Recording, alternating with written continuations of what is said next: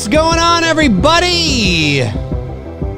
Sunday fun day. Bring your questions. Let's get them in. Let's talk movies. Let's talk horror. Let's talk pineapples and eggs. No, I don't know. What? I don't know. It is Sunday, June the 9th, 2024, 7:08 p.m. Eastern Standard Time. This is episode 265 of McRae Live. It's an all Q&A today, an all Q&A, no topic off the start. So we're going to jump right into it. Get them ready. Whatever you got, put down the breakfast. Wherever you are in the world, put down the dinner. Put your underwear on, get out of bed, get out of the shower, comb your hair, wipe your ass. This is it. This is what? I don't know. Try to make this show seem more exciting than it probably really is. Oh, episode 265. Episode 265. Let's do that again. Let's do it again. Let's do it one more time. One more time. Yes, yes. I'm trying to think of any other movies I've seen lately. No, there has. What's the last movie? The last movie I saw in the theater was actually Abigail. Dave, are you going to go see In a Violent Nature? No. Why not? It's just not a movie that is enticing me to go to the movie theater. I'll catch it when it's available to stream. Yeah. Well, there's that. Watchers, though, directed by M. Night Shyamalan's daughter, Watchers. I haven't really looked up to see what the general consensus is on that movie, but that's a movie that I might... Again, I like the premise. I like that creepy, eerie kind of premise. I don't know if the movie's any good. I've always really appreciated Dakota Fanning. So maybe I'll go check that out. I don't know. We'll see. We'll see. We'll see. We'll see. We shall see, ladies and gentlemen. Don't know, but we shall see. We shall see. We'll find out. We'll find out if I go to see that or not. I have no idea. Maybe I will. Maybe I won't. I'm not entirely sure. Not entirely sure. But yes, it's an all Q&A today, and we'll see who rolls on in. We'll see if anybody cares. I don't know. You know, my fan base, my viewership tends to be quite fickle. If I'm talking about Halloween, 250 people in the room. If I'm talking about anything else, 6. No. No, obviously I'm going to the extreme. But yeah, it tends, and of course this is also impromptu, so maybe nobody will show up. I have no idea. But let's see how everybody's doing in the chat and see what you are saying. Let me think. Gene Whitacombe says, Dave, what do you really think of Freddy's Dead? I think it's a pile of shit. There you go. There you go. Sal Wayne's Night says, Dave, any updates on the perks from IMDb campaign? The ones you can do before the movie is complete, that is. We're hoping to start that this summer. Our focus has been primarily on post-production for Billy 2. So getting that completed so we can get it completed to the point where we can pass off the project file to our DP, who's going to work on the color and all that. So that's really been our primary focus. That's what we were dealing with all day yesterday as well. We're just kind of dealing with that at the moment. And then this summer is when we hope to then start getting the t-shirts printed and the hoodies printed and the posters printed and things like that. We're currently looking at a couple of vendors and you know, price points and all that kind of stuff. So it is in the works for sure. And then, of course, I want to be doing the McRae Lives as well. We got a bunch of people that I got to get through with that. That might be a case where, yeah, there's quite a few episodes of McRae Live where there's going to be some backers, which is great, which is a lot of fun. That will make the shows much more interesting. Much more interesting. But then there's that as well, of course.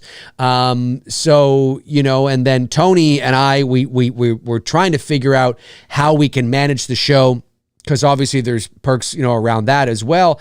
But Tony's just been so busy with his work. I mean, and that obviously takes priority, you know, and so there's just, you know, there's lots going on behind the scenes. But yeah, I would say that this summer we're hoping to start getting those things out. There's the Christmas balls as well, the Lynn Griffin Christmas balls, which I have, funny enough, right here.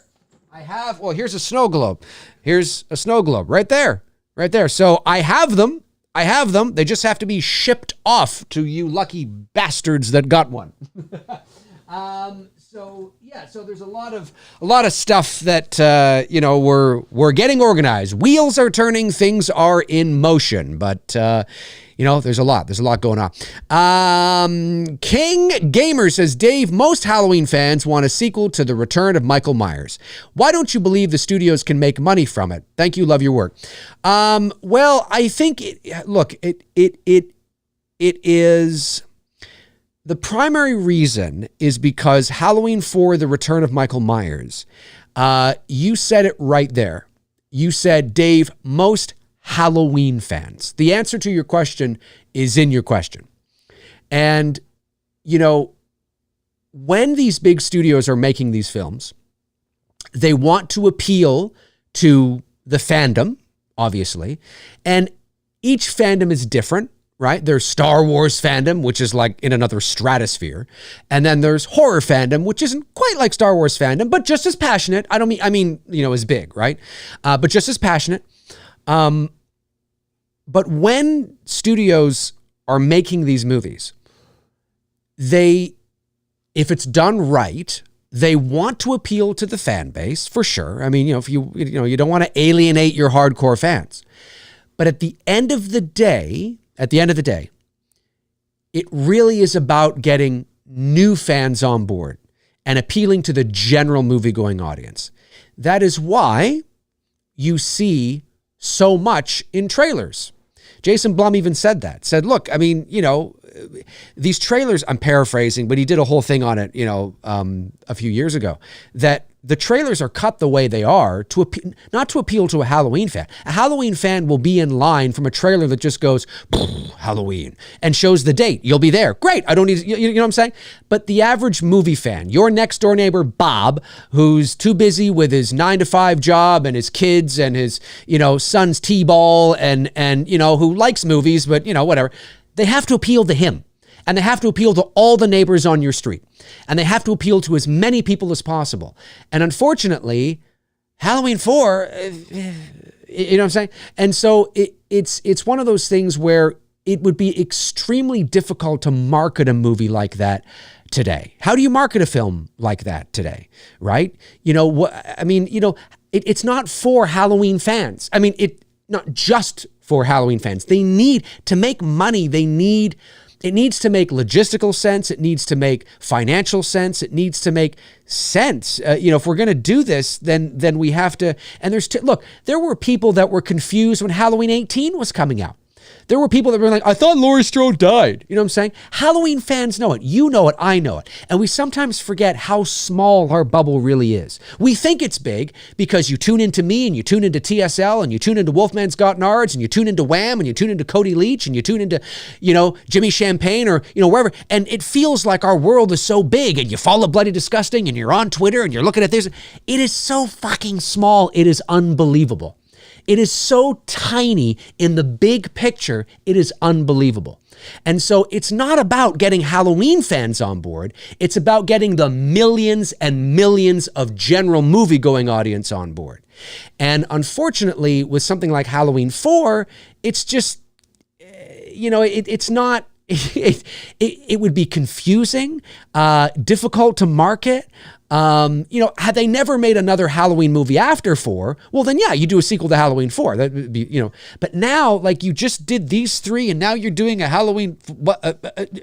It would have to be done in a way that was leaning heavily into the shtick, into the idea. Like maybe you do a Halloween television series where each season is like a what if, so they bring Danielle Harris back and they do a season, of where it's a sequel to Halloween 4. It's like it's an anthology, what if thing. And then maybe you do a sequel to Halloween Resurrection, something like, you do it that way. But to spend, $10 million and, or $20 million and, or more than that with a marketing campaign, and you're going to do a sequel to Halloween 4, I guarantee you Malika Akkad has absolutely unequivocally no interest. And I will eat my words. I will eat my words if suddenly there's a theatrical movie coming out, which is Halloween 4 Part 2, like Dwight H. Little had suggested. but it's a fan favorite, but unfortunately it's way past its expiry date. And to go back, you see, keep in mind that every Halloween movie, you know, there are some people that like to present the argument, well, yes, but they've rebooted so many times. Yes, they have, but they've always rebooted from the original. The original Halloween is the only one that is canon, aside from Rob Zombie and aside from Halloween 3. It is the only one that is canon in every single timeline, right? So, you know, to then say, well, now we're going to do a sequel to 4, you know, a direct sequel to 4, as opposed to, it gets muddy and it gets confusing, especially after where we just came from. So hang on a sec. So how does this relate to this? And how does, you get it. It's not difficult for you. It's not difficult for me. But your wife is going to go, what? You know, or your brother might be like, huh? Or your dad's going to go, what the fuck? I thought they killed him in the last one. Those are the people. Halloween 18 made $254 million at the worldwide box office, not because it was all Halloween fans, but because it was Halloween fans and the general movie-going audience and nostalgia and Jamie Lee Curtis. Jamie Lee Curtis has way bigger cachet than Danielle Harris, my friends. As just saying, whether you like her or not, Jamie Lee Curtis has way more heavy cachet than Danielle Harris. Danielle Harris, at best, and I say this with all due respect, this is not a slight to her, she's a B-movie actress. I mean, that's what she's become, right? And so, you know, she's got no name recognition. In the Halloween space, in the horror space, yes. To the general movie-going audience, who? Danielle who? Right? And so there's so many variables and so many things at play that the average fan just thinks, well, let's go ahead and do it. Let's go ahead and do it. Because we think, oh, it'll just make lots of money. And it's not that it's not possible. It's that, is it probable? There's so many other things that have to fall into place. There's so much money that has to be spent. And is a sequel to Halloween 4 going, because, you know, you're going to want to spend maybe 10 or 15 million to make it. You're going to want to spend maybe 15, 20 to market it. You know, is this, you know, a sequel to Halloween 4 going to make, you know, $100 million at the box office? Probably not. Probably not. And so, it's a tricky thing. But unfortunately it's past its expiry date as far as I'm concerned.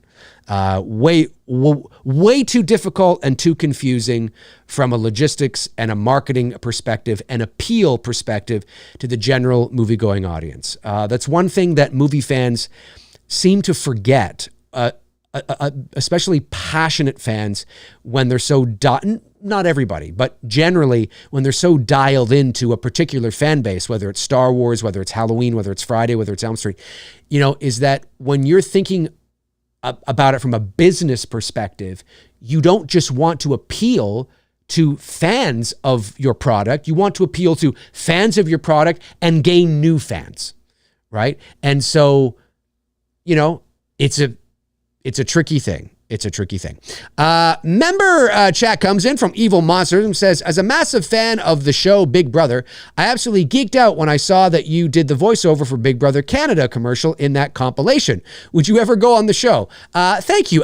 No, I would never go on the show. Never, ever, ever, ever, ever. I would not subject myself to that kind of nonsense. No disrespect to people who love the show, but no, I have no interest in doing that. Yeah, that was the first season of Big Brother Canada. I did a lot of the promos for the first season of that show back in 2011, 2012, something like that, somewhere around there. The Oct says, Dave, I love ASICS running shoes as well. Have you timed your fastest mile run? What is it? I just did it and it got 6:30. My buddy got 6:28, beat me by 1.5 seconds. I'm not really sure. That's a good question. I went for a run today. I went for a 9K run today. That's about 5.5 miles. I don't really know. I don't time myself, you know, like, you know, to run 9K probably took me close to an hour. So maybe I'm doing, I don't know. No, I don't know. Maybe I'm doing 6-7 minutes a kilometer. No. That means I would, yeah, maybe, so yeah, maybe it's like 6-7 minutes a mile, something like that. I'm not really sure. I haven't really timed myself. Today was a good run though, because it was cool here today. It was only like 60 degrees. overcast, so you didn't have the sun beating down on you. Because listen, I've been running for nearly 30 years, and I've ran in it all. And when I say 30 years, I mean that. I've been running since I was 16 years old, 1995. And I've ran in the hottest of hot furnos to the coldest of cold, winter days. I'm a yearly runner, not a seasonal. And so there are days where I've ran in when it's been like 105 out, you know what I mean? Which probably isn't the smartest thing, but you're running, you feel the sweat dripping, you know what I mean? And if there's a bit of a breeze, it's not that bad, but if it's calm, the sun just sucks the energy out of you, right? And I've ran in when it's been like minus 20, and so today was great because it was cool, and there was no sun sucking the energy out of you. It was just a nice, cool day. So 9K didn't feel like I probably could have pushed it to 10Ks. Really, I should have done that. But I thought, no, 9K is good, And I don't usually run that far and that long, but today I felt really great. So I ran 9K. I usually run between 5 and 7K is usually what I run. But today felt really good, so I pushed it. It's good stuff. But Asics, yeah, I wear Asics. I like Asics. Cosplay Chris, hey, what's going on, buddy? Cosplay Chris is in the chat. Great to see you here. Frank Rikers made it in. Cody Snyder, nice to see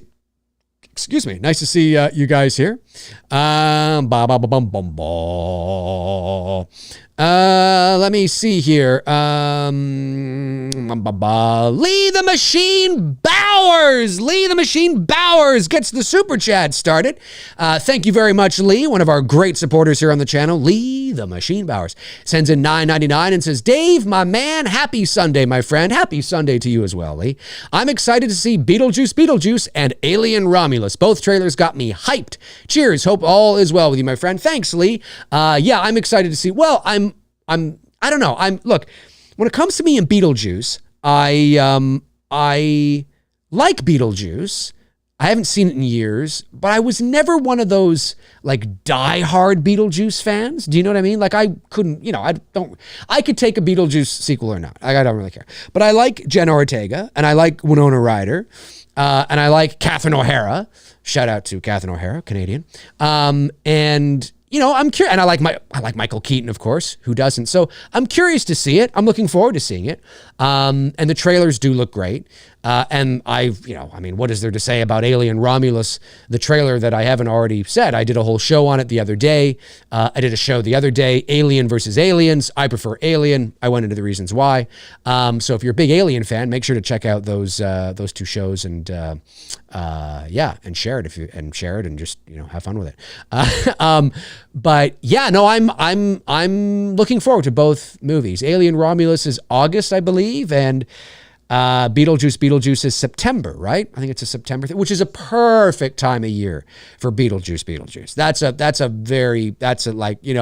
Fall is beginning. That's great. Kids are back to school. Leaves are changing. Weather's getting cooler. Of course, if you live where you experience the four seasons, that is, not the hotel, not the 60s group, the actual change of seasons. Sherry baby, Sherry baby, won't you come out tonight? Oh. There's a certain section of my viewers that get it. And there's probably the younger viewers that are like, I don't even know what the fuck that was. But anyway. Let me see here. And thank you, Lee. I appreciate that very much. Appreciate it. Help support the channel, which is great. Rob Thidoff says, Dave, if you could own any of the movie props, what would you choose? Any of these movie props, what would you choose? The shark Bruce from Jaws, the Smiths Grove station wagon, or the frozen Han Solo statue from The Empire Strikes Back? I would probably go with the Han Solo statue from The Empire Strikes Back. Because you can actually, I've seen like replicas made where they're like life-size replicas And that's really cool. Like, I would love to have that. I think there was some guy, unless it was AI, I don't think it was though. There was somebody online that had like a refrigerator. Like it looked like Han Solo frozen in carbonite. You know, he's like this, right? You know, and he takes one of the hands and he pulls it and he opens it and the whole thing opens and it's like a refrigerator. I'm like, oh, that's amazing. I would love that. Of course, it's probably like 10 grand, but I would probably choose that. The shark from Bruce, I don't know where I would put him. I mean, it's a 25-foot mechanical shark. Like, where the hell am I going to put him? On my roof? I have no space for that. So I'd probably choose that. And the station wagon, nah, I don't need this. Because at the end of the day, it's just a station wagon, right? Like, I know what it's from, but driving that around, the average person would have absolutely no idea what that is. It just looks like a 70s station wagon. There's no... Like, even with the sticker on it, you know, property of the government or official, you know, government thing or whatever that says, right? Even with that on it, the average fan or the average person, like if I drive by, nobody's gonna, not that you do it or you collect things for, you know, recognition, but I just mean like it's all about really me, I guess, right? Like did you do it? So for me, I think the cooler of the items is Jaws, the shark. I mean, come on. And Han Solo frozen in carbonite. I think it's really fucking cool. Lee the Machine Bowers sent in another super chat. Lee going hard into the paint. You know what I want to do? I want to get... when people send in like generous super chats, like maybe $20 or over, or $50 or over something, I want to get a little, I've been meaning to do this because I think it'd be a lot of fun to get like a little sound bite, you know what I mean? Where it's just like, you know, some crazy thing that happens that, you know, when you send in something like a celebration or something like that. I think that'd be a lot of fun. I got to get on that. Thank you, Lee. Appreciate that. Says, when I first seen Alien the first time, the face hugger jump at Kane freaked me out and still does. Yeah, look, I mean, listen, I love Aliens. I do. I think it's a terrific sequel, one of the best sequels of all time. It's a great film. But Alien is my jam. And there is something, I talked about this on the show, you know, the other day. There's something about that slow burn and that stillness and that claustrophobic, vulnerable, dystopian, all hope is lost vibe of I mean, it's just so incredible because the, you know, and I love that the ship is just, it's just so functional. It's not pretty to look at. You know, the hallways are mechanical with pipes and hissing, and it's just, and it's one alien. And as awesome as Aliens is, because you have so many aliens, having one alien is really cool because you're aboard this gigantic ship, and it could be anywhere. Like, there's something creepier about one alien in a gigantic ship than hundreds of aliens in a gigantic ship. That is creepy and fucked up, but it's like its own different kind of creepy and fucked up. There's something more eerie about like walking down the dark corridors into rooms, and it's just so great, you know, where you don't, you know what I mean? I love Alien. It's such a great film. Nick Jenny, hey, what's going on? Nick sends in $4.99. Thanks, buddy. Says, enjoying a joint and hanging with Dave. Great way to end a Sunday. There you go, buddy. There you go. And if you come up to Canada, it's legal. I mean, maybe depending on where you are, it's also legal. I'm not entirely sure, but Canada legalized pot 10 years ago, I think it was, something like that, like right across the country. So it doesn't matter. You can just be out smoking a joint. Nobody gives a shit. Nobody cares. And it should be. I don't smoke pot, but I can certainly say that I have always been for, at the very least, I've always been for the decriminalization of it. Always. Because I'm just like, get the fuck out of here. Like, there's people in prison for like 20 years because of pot. It's like, seriously? And this is coming from a non-pot smoker. You know what I mean? Like, I'm just like, just decriminalize that shit. There's far more important things to do. There's far more important shit to worry about. You know what I'm saying? So when it was a big sort of topic, a political issue here in Canada a number of years ago, and there was a big debate around it. I remember saying like, yeah, like just if you're not going to legalize it, at least decriminalize it. Or maybe you decriminalize it first, see how that go. You know what I mean? And it's like, slowly working towards eventually just making it legal. But they didn't do that. They just went right to making it legal. So, and I was like, yeah, that's great. I'm all for that because it's fucking stupid. Like it is. You know what I mean? Like, we're going to arrest you. They throw you up the back of the car. They put the cuffs on you like, why are you arresting me? You've got this much of marijuana. You're going to prison, baby. Throw the book. Obviously, I'm being sensational to make a point, but, or theatrical to make a point, but yeah, no, well, you enjoy that, man. You chillax and enjoy that, man. You enjoy that. And, thanks, buddy. Appreciate the super chat. Let me see here. Lee the Machine Bowers again sends a $9.99. Lee, thank you, buddy. I really appreciate that. Really appreciate that, man. It means a lot, and it goes a long way for sure.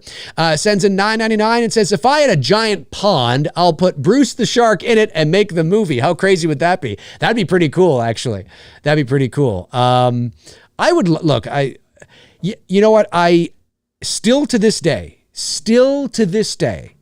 I feel the shark in Jaws, the first Jaws, still to this day, maybe it's my 45-year-old nostalgic rose-tinted colored glasses. I don't know. Maybe I'm out to lunch.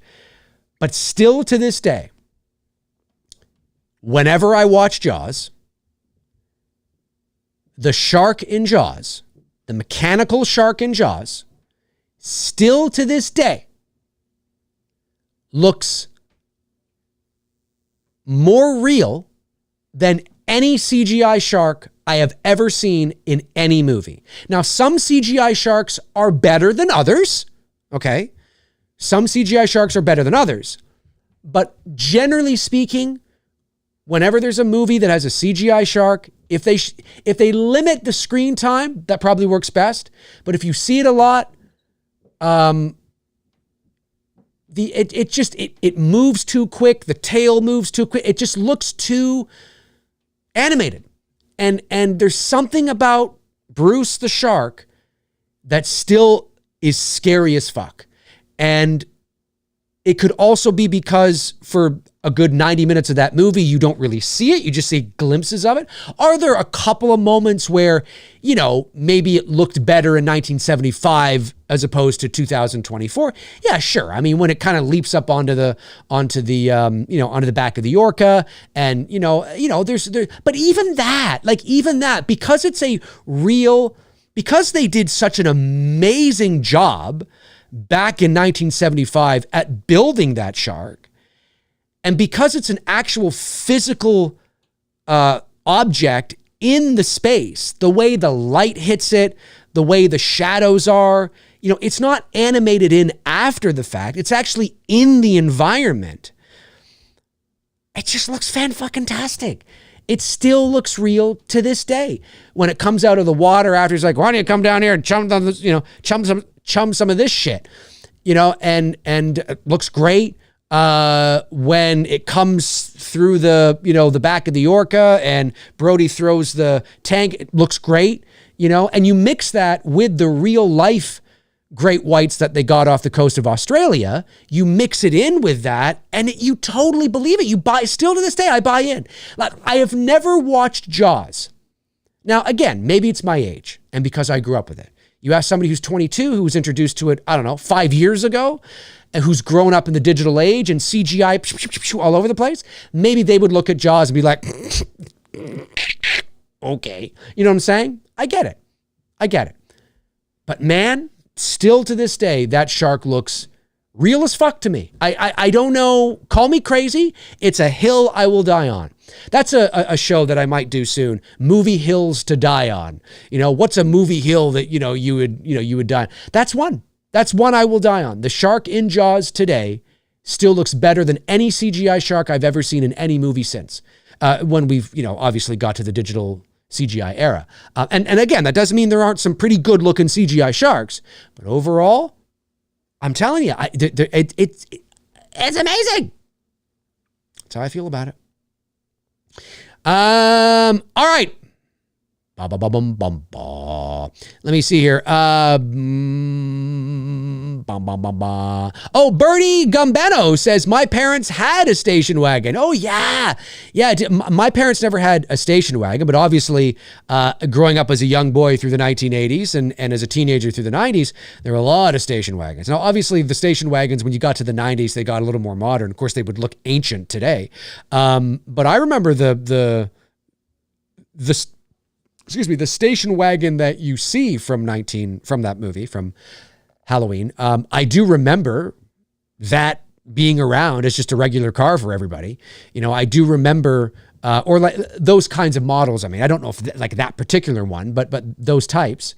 I remember riding in the back seat with a friend of mine who had one. Like, you know what I mean? So yeah, everybody had them. It was a very popular, like basically the minivan is what replaced the station wagon, really. That's really kind of, that's what, that is a modern day station wagon, really is the minivan, right? So yeah, it's kind of crazy. I think anyway, were there minivans around then? I mean, there were always vans, but the minivan I think is what really took it over. But anyway, yeah, that's cool, man. That's cool. Let me see here. I just want to make sure I'm not missing anything.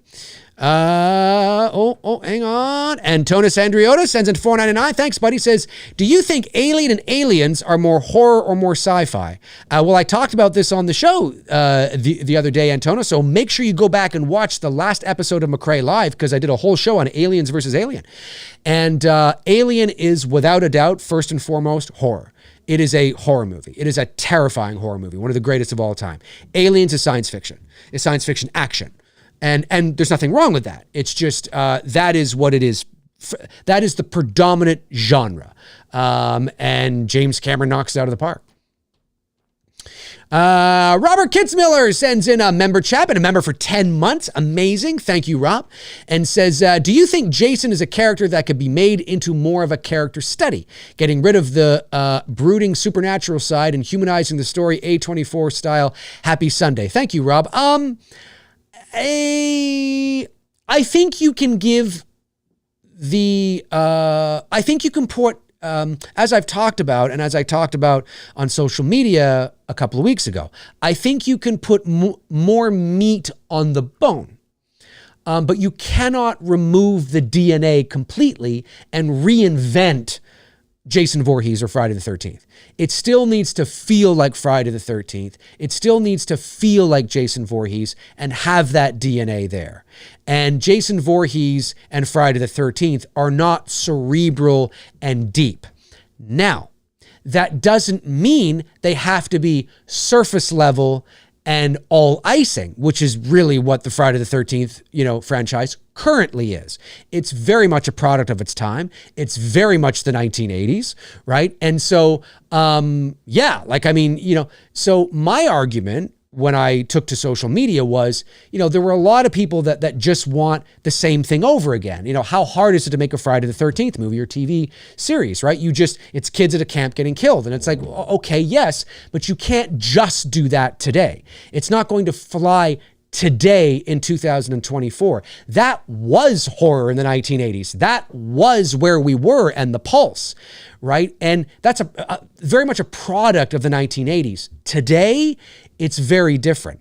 And so I think you can elevate it. And when I say elevate, I don't mean turn it into Hereditary or Midsommar. I don't mean that. There's a spectrum here, folks, right? There's a spectrum. So what I mean is that you take it, you explore the mom, you explore the dad, you explore you get us to care about the characters, the relationships. And if you're going to do a television series, it can't just be stabby, stabby, blood, blood, boo, boo, murder, murder, cha, cha, cha, ha, ha, ha, or ka, ka, ka, ma, ma, ma.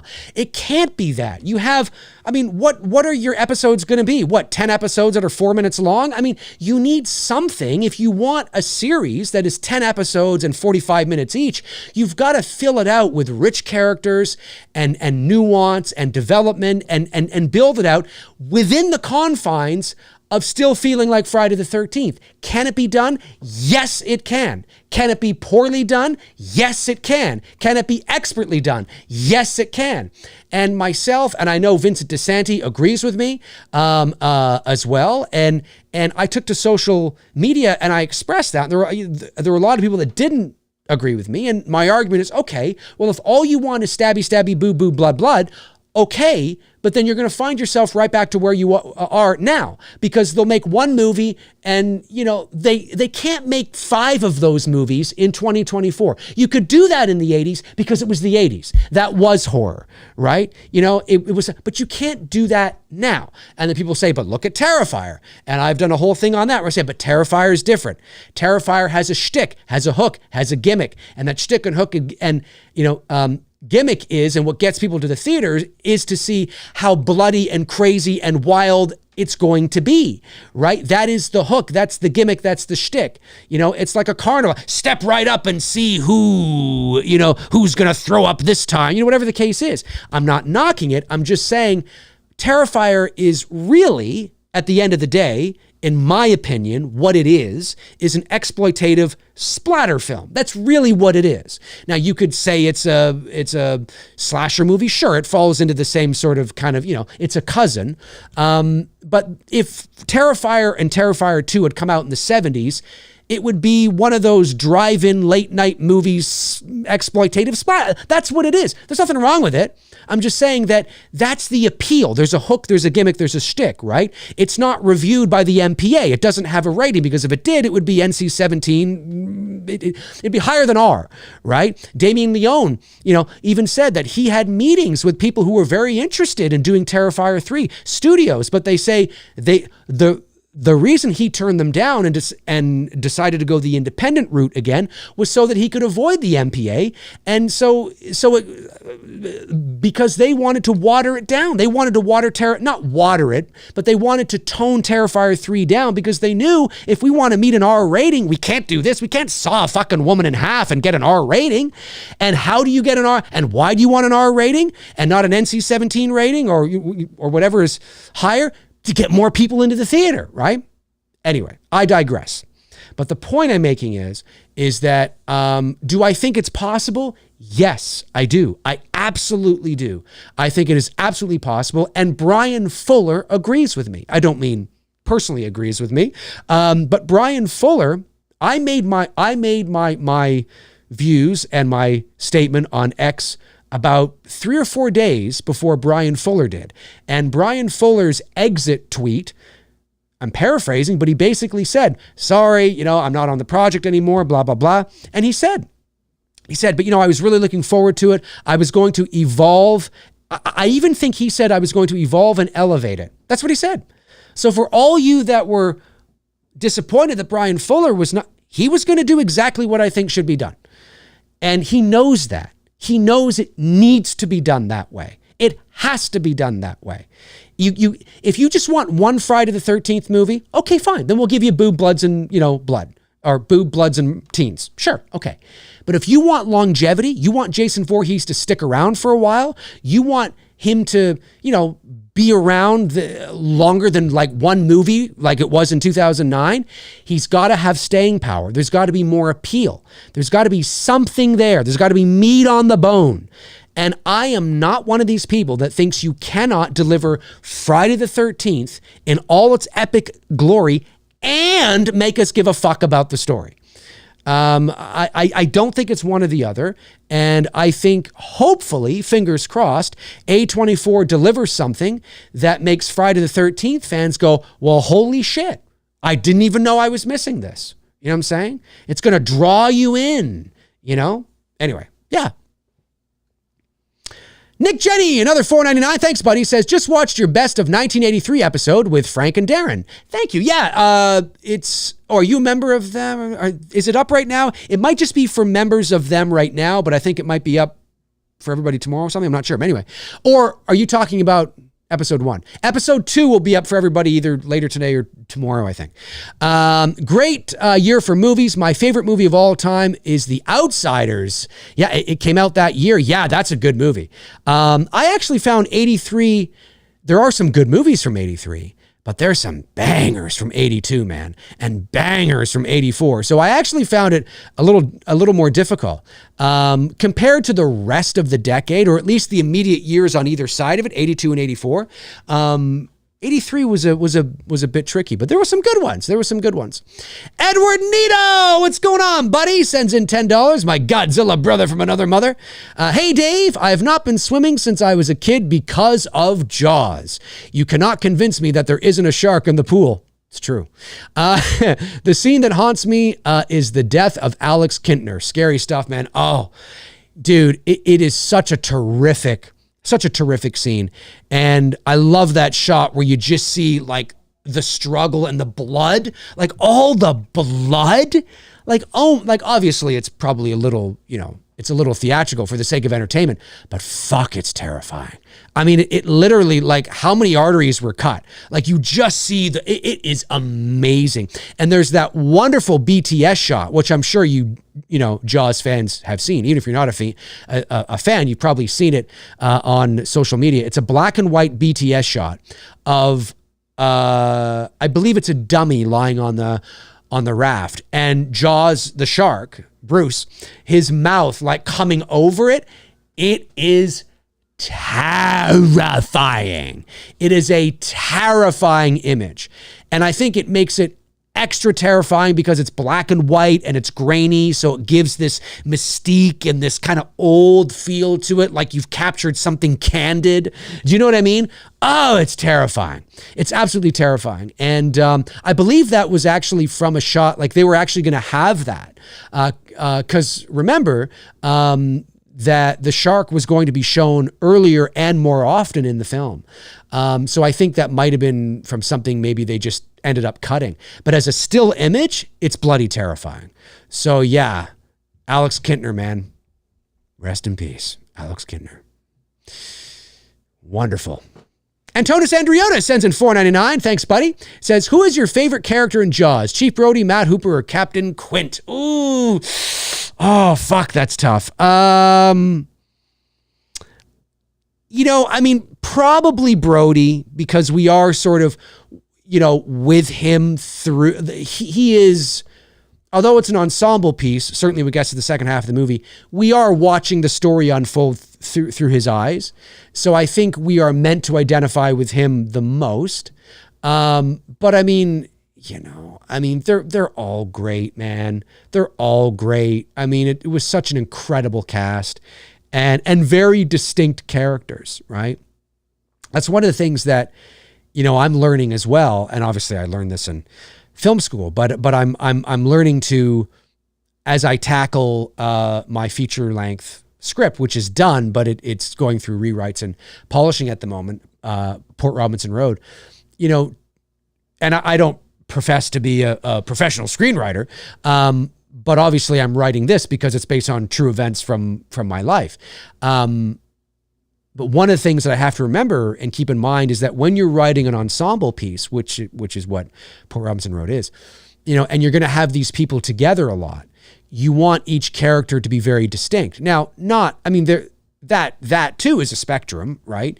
You don't necessarily, you can have the archetypal characters very distinct, or they can bleed into each other a little bit. But you definitely, when you're reading the script, you want to be able to, you want the actors and you want whoever is reading the script to be able to clearly, just by the words from a character, know who is saying it. Do you know what I mean? And that can be tricky.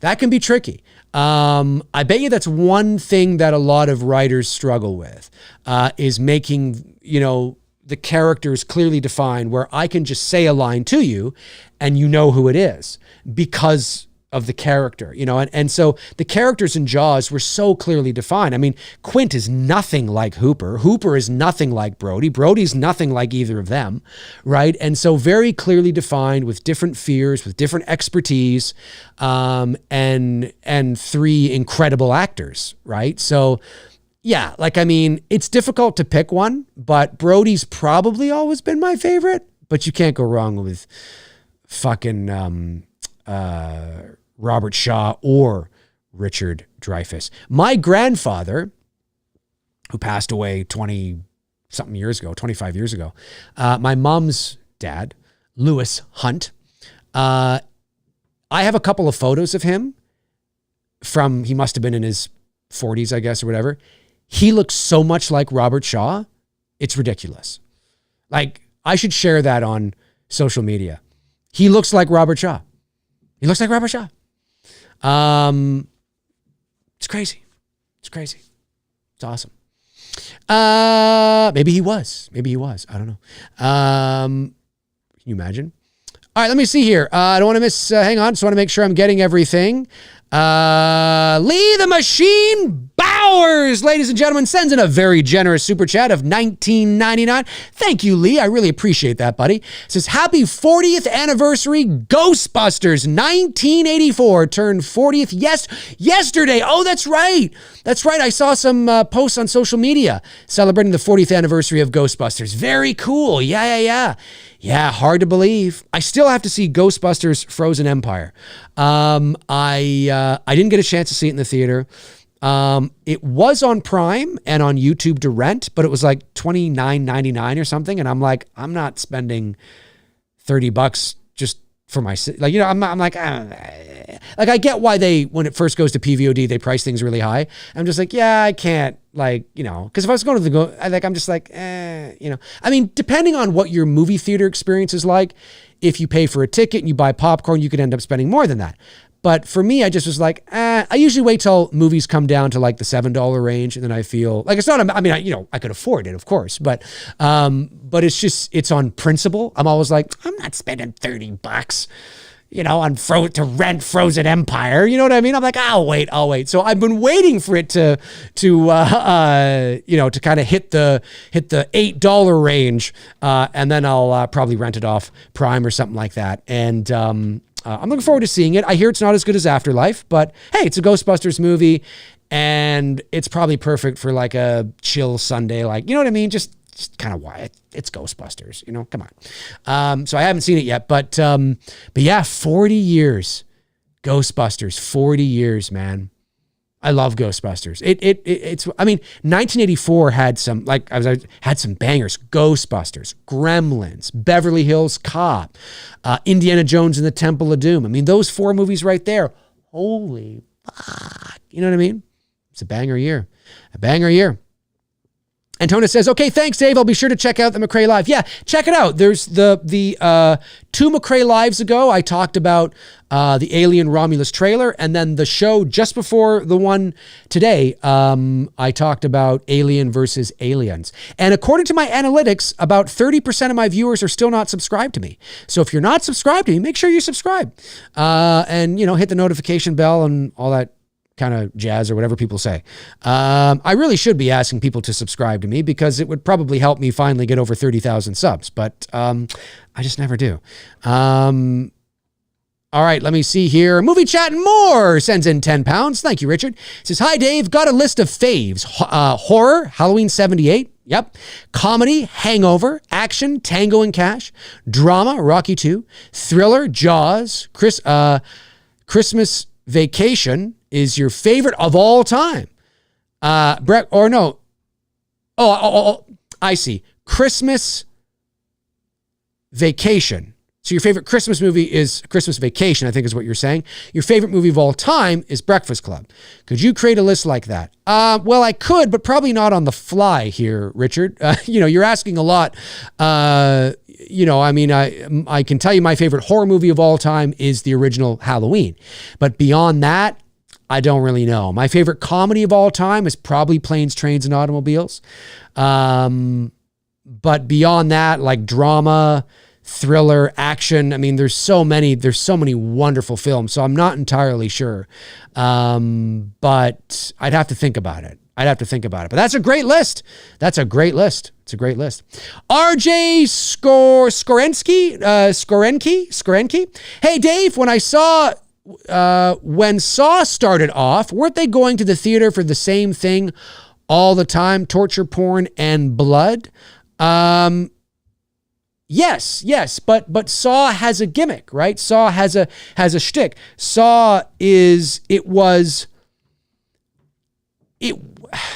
Yes and no, because Saw, the films that are in the 2000s, Saw 1, 2, 3, 4, 5, 6, the shtick and the gimmick is living vicariously through these people that need to learn a lesson in life. And, they, are playing these vicious games with this person who tortures them, to help them appreciate life before the clock runs out and they're going to die. Like there's a, and I say gimmick and I say shtick. Maybe that's not the right word because those words can be used, especially gimmick, can be used negatively, and I don't mean it that way. It just means there's a hook. There's a fun little hook to the film that draws people in. It's not the torture porn in and of itself, right? Friday the 13th is not a torture porn film. Friday the 13th is just about a slasher killer who goes to a camp and kills kids, right? And that kind of thing, there's no real hook to it. There's no real shtick to it. There's no angle to it. And so that thing was very successful in the 80s because that was horror in the 80s. I lived through the 80s. And those of you who did and remember it, yeah, that was horror in the 80s. Like when I got into horror, there was 1 Elm Street movie, 2 Michael Myers movies, and maybe 3 Friday the 13th movies. So, I've sort of seen it evolve over the decades and seen it progress. Horror today is not what horror was then. Terrifier has done very well because of its angle. I'm not saying it's not well put together. I'm not saying, there isn't some story there. So there certainly isn't one in the original. And they've decided to put something in it in part 2, a bit of a story and a bit of a backstory and some depth. We'll see what they do with 3. But the reason Terrifier sprung to the top of people's, you got to see this, is because of the hook, the shtick, the angle, which is the bloody carnage. Okay, it was the hacksaw in 1. It was the bedroom scene in 2. What is it going to be this time in 3? That's why people are going, right? It's a zeitgeist thing, right? It's like, oh, we gotta go check it out. They go, oh, we gotta go, and so it's not really the same thing. When you compare Terrifier and Friday the 13th, they're very different executions, very different styles, very different subgenres, really. One is slasher, one, in my opinion, is splatter. Maybe they don't want to use the splatter label because maybe it has a bad connotation to it. I don't know. Or maybe it feels like it's lesser than slasher. And I'm like, no, it's just different, right? You can have a slasher movie with very little blood. Splatter movie is really all about that, right? How grotesque and gory can you be? There's many splatter films from the 70s. Go look them up. Some of those old Giallo films too can maybe even be considered splatter. But that's what Terrifier is to me. It's a very sort of niche, darker, sort of gritty, splatter, uncomfortable kind of movie. Friday the 13th is more mainstream. It's more mainstream. It's always been more mainstream. It has a more general movie-going populace appeal. And so they're very different to me. And so with Saw, Saw, you're right in the sense that the things that are happening could be classified as torture porn. But the angle is, it's not really about blood and guts. And it's about living and vicariously through these characters and going, oh, and it's like Hostel, right? Same thing. Like it's really about the suppression of gratification, sitting at the top of the roller coaster right before anything happens, living with the character with that contraption on his head when his jaw's about to be split, and you're sitting there going, oh my God, can you fucking imagine? Could you fucking imagine? Holy fucking shit, what would I do in that situation? Or Hostel, right? When he's in the chair and they're like, oh my God, and I mean, it's disturbing on a psychological level, right? You know what I'm saying? And that's that's a bit of that hook, right? So Saw tends to, I don't know about the new Saw films. I don't know how much they're like that, but certainly those older Saw films, Saw 1, 2, 3, 4, 5, like it was kind of, there's an angle to it, right? Friday the 13th is one of the most straightforward A to Z. I was going to say Z for my American friends, Z. And I do think it should be Z, by the way, because it rhymes with the rest of the alphabet when it's just Z nonsense. But A to Z, slasher movies of all time. It's not to Friday fans. It's not deep. It's kids getting killed at a camp, right? And so it's not the same thing to me. On a surface, you can look at it on a surface level, and on paper, it could feel the same. Oh, Terrifier, Friday the 13th.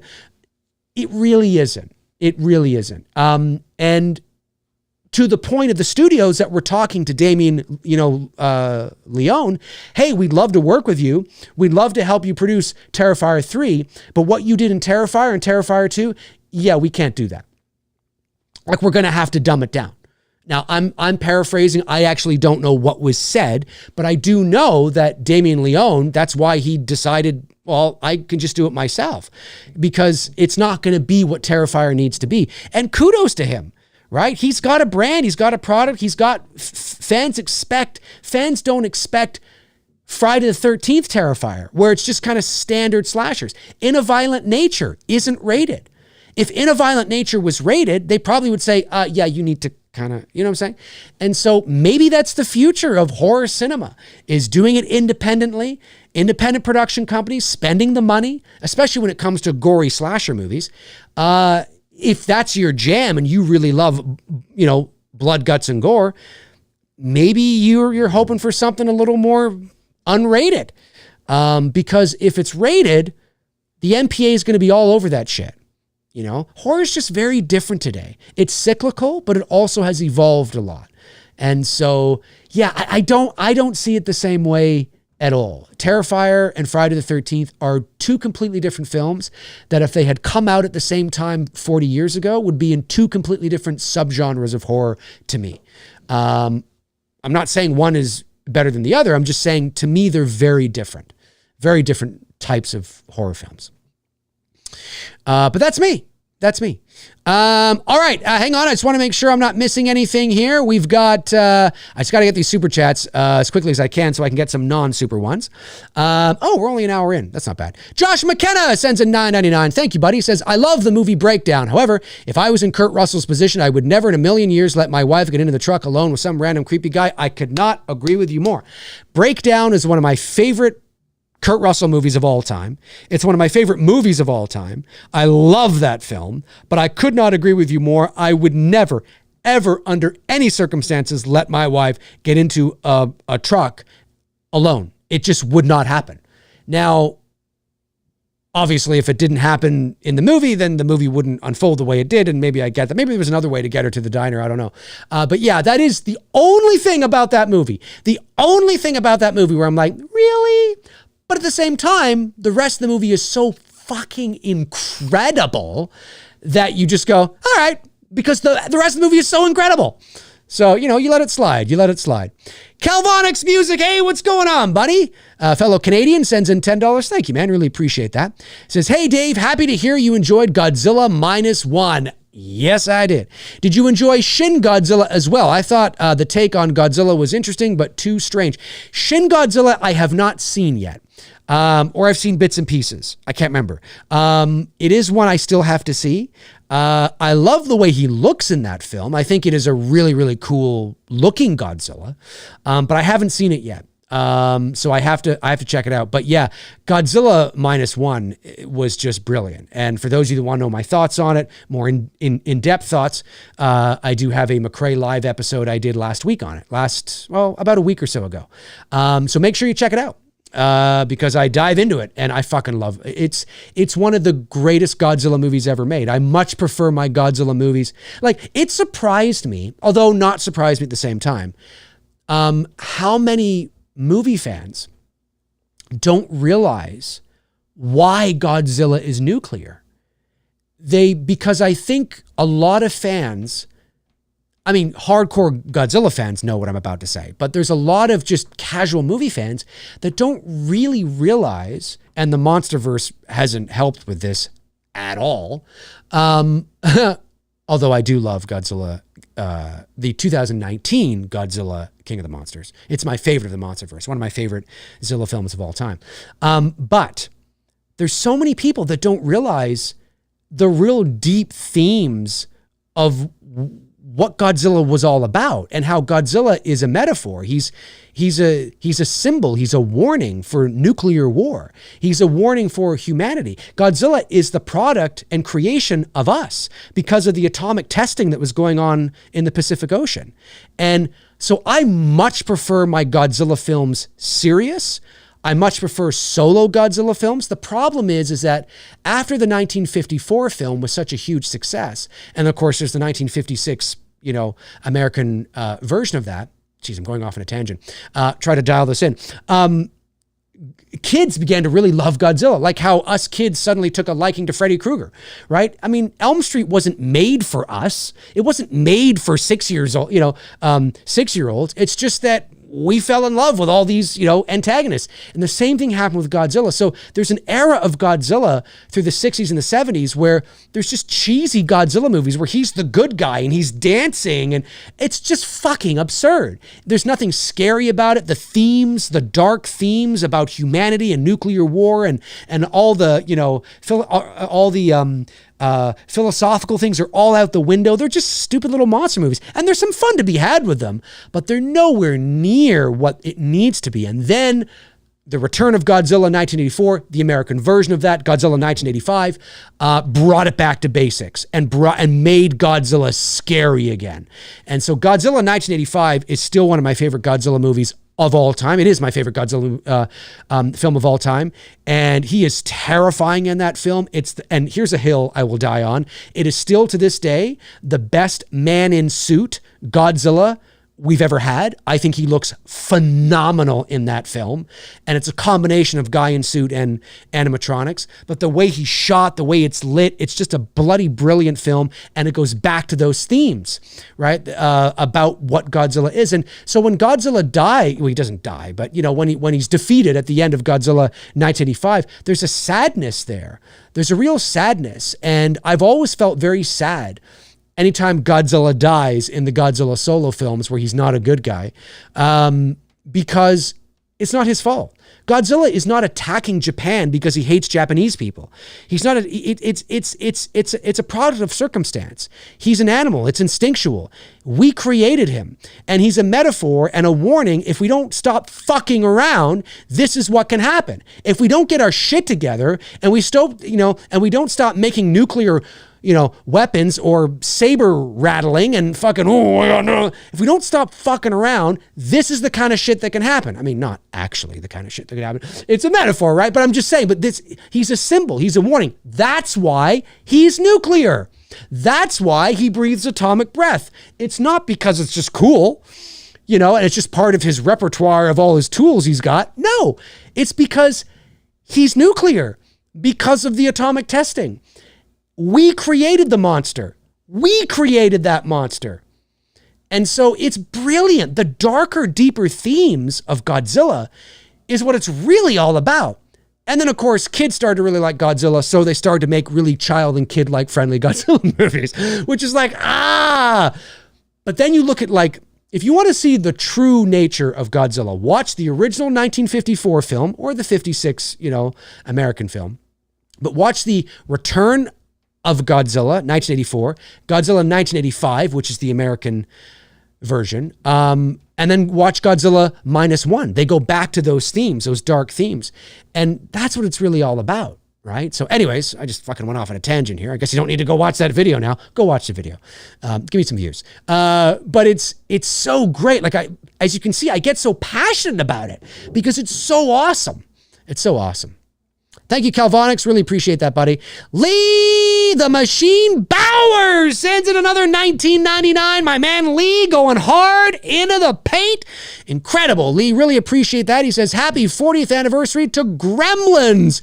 It turned 40 yesterday, too. I did see that as well. I was fortunate enough to be alive in 1984. I was 5 years old, and I actually saw Gremlins at the drive-in. And I remember it. I mean, obviously, being 5 years old, you know, it's not as sharp as maybe, you know, it would be if I was 15. But I remember going. I saw Gremlins and Back to the Future at the drive-in. I also saw Jaws: The Revenge at the drive-in. But I did see Gremlins at the drive-in, and yeah, I remember that. And I think I got sick. I think I threw up in the back seat for some reason. I'm not sure why. Maybe I ate too many Doritos. But anyway. Happy 40th anniversary to Joe Dante's Gremlins. Joe Dante, right? Yeah, I think so. Hang on. I just got to get these super chats. I don't want to miss them. Hang on a sec here. So we've got another one comes in here from Justin Leon. Or Justin Leon, I guess maybe. Yeah, not Leon. Sends in $5. Thanks, buddy. Says, any love for SCTV? Yeah. When you were younger. If so, have you ever seen the HBO movie based on the Smenji characters from the show, The Last Polka? No, I haven't. I did watch SCTV, but not a lot of it. Like I really sort of, you know, I was born in 1979, so I was quite young when it was on, and it was not something that a lot of kids, you know, would watch. So I really didn't get to appreciate it until later in life. And admittedly, I haven't seen everything, but I've seen, you know, enough to know what you're talking about. And but I have not seen that HBO movie based on it. I will make sure to look that up. Yeah, SCTV was so great. There are a lot of people that think that SCTV, although not nearly as revered and not as big and not as successful as Saturday Night Live, there are a lot of people that a hill to die on. They'll say SCTV was better. There's people that say that it was better. Now, I'm not as familiar with. Obviously, I've watched, you know, Saturday Night Live, but I haven't watched enough of either show to be able to make that judgment. But there are people that say that. Foley sends in 10 Canadian dollars. Thank you very much, buddy. Says, cheers from Ottawa. Ottawa, what's going on, my Ottawans? I grew up in Ottawa. I was born in Toronto, and I grew up in Ottawa. I lived in Nepean. That's where I went to high school, and I lived in Ottawa from 1989 to 1999. So I know Ottawa very well. Thoughts on the push for UAP, UFO disclosure and transparency currently happening in the U.S. Congress? Might this influence Spielberg's new movie? Your thoughts? Thanks. Foley, great question. Yes! What a great question, my man. Okay, well, let me just say this. Do I have an interest? Yes, of course. I mean, I haven't done any shows on it here on the channel because, you know, I'm a horror channel. I'm a movie channel. Of course, Spielberg's movie I've yet to talk about, and I really should be talking about that. But anyway, I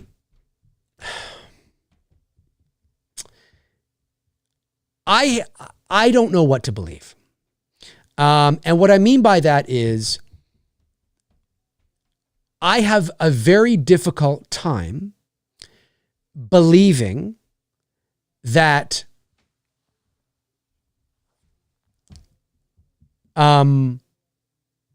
disclosure is going to come by means of pressure.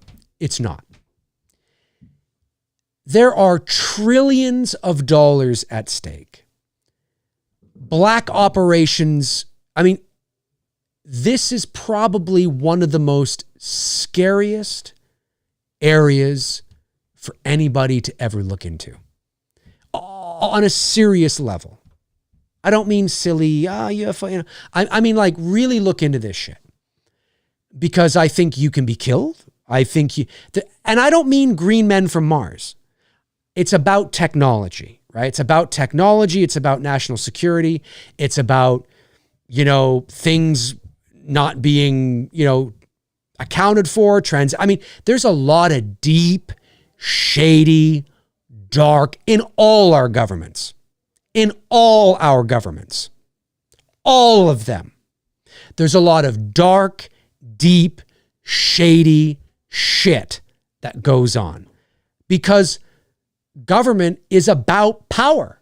It's about being in power. And when a party gets into power, they spend the next 4 years figuring out how to stay in power.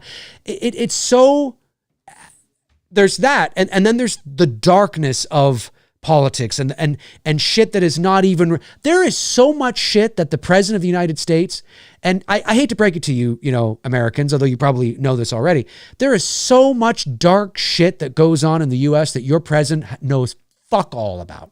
Knows fuck all about. And I don't mean that in a conspiratorial way. I mean that in a serious, like it's so dark.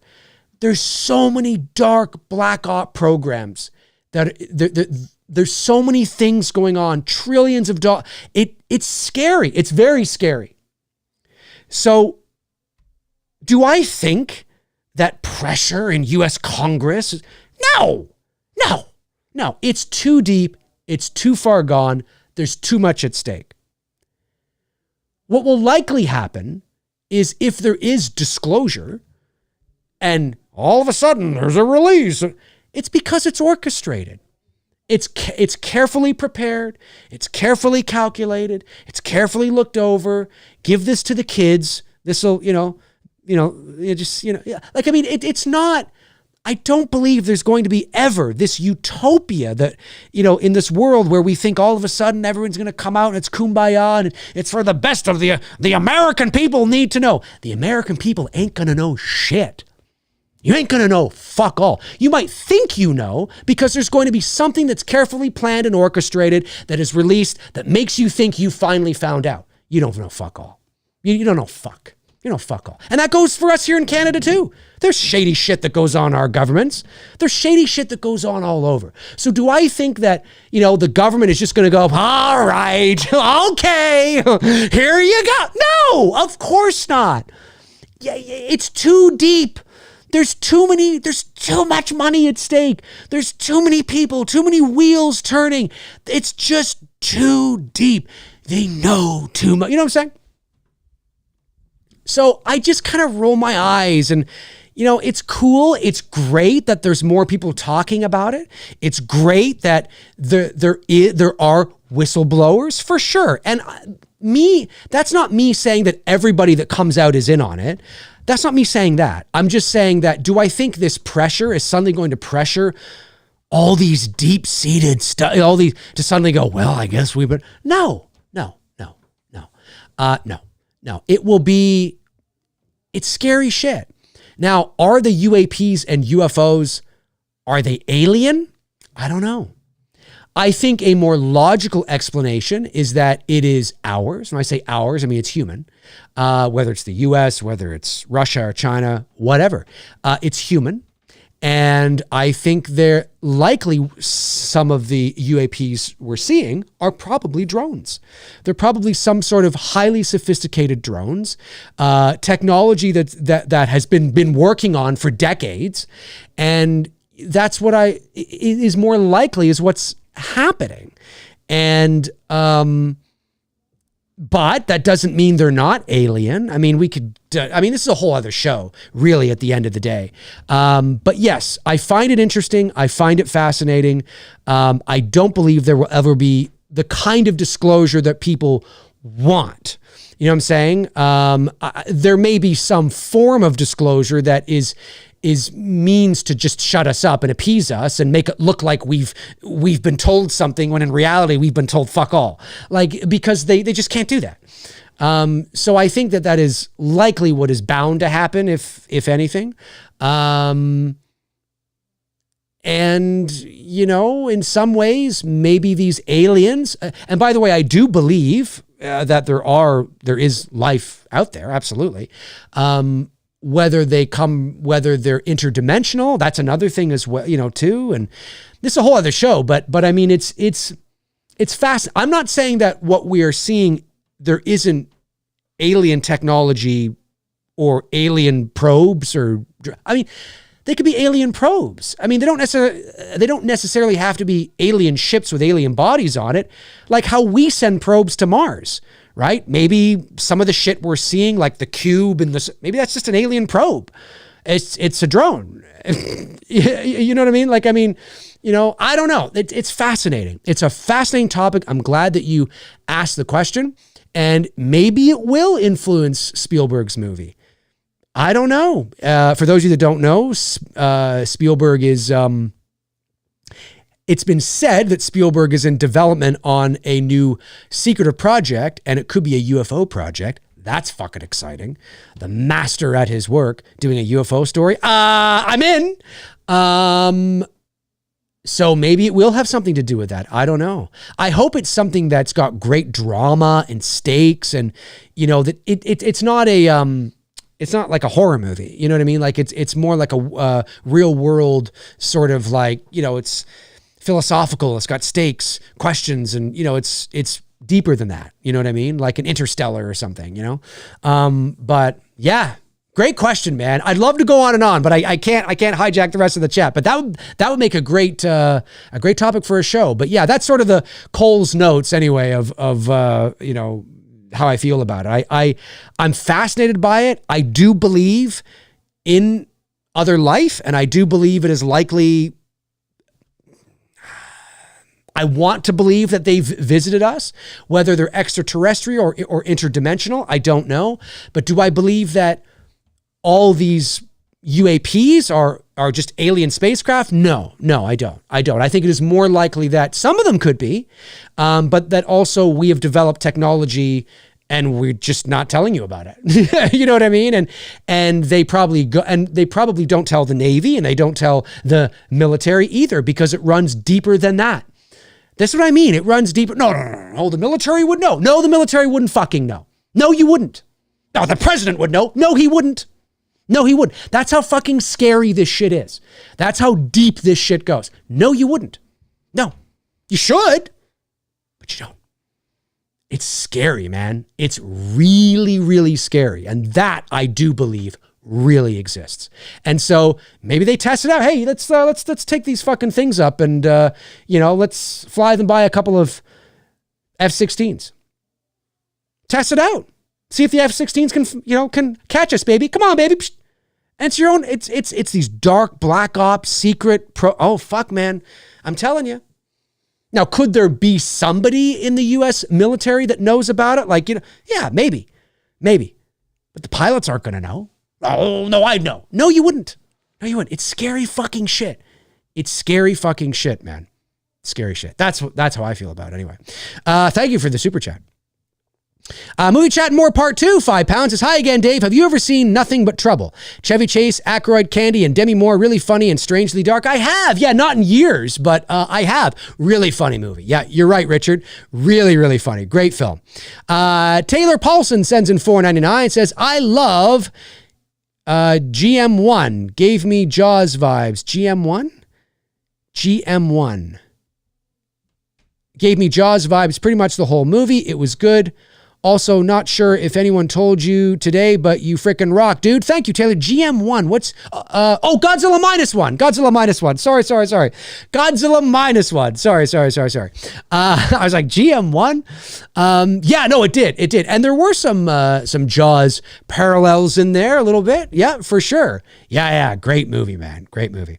Chuck M0503 sends in $10. Thanks, buddy. Says, hey, Dave, Jason has been big hulking since part 3. That's true.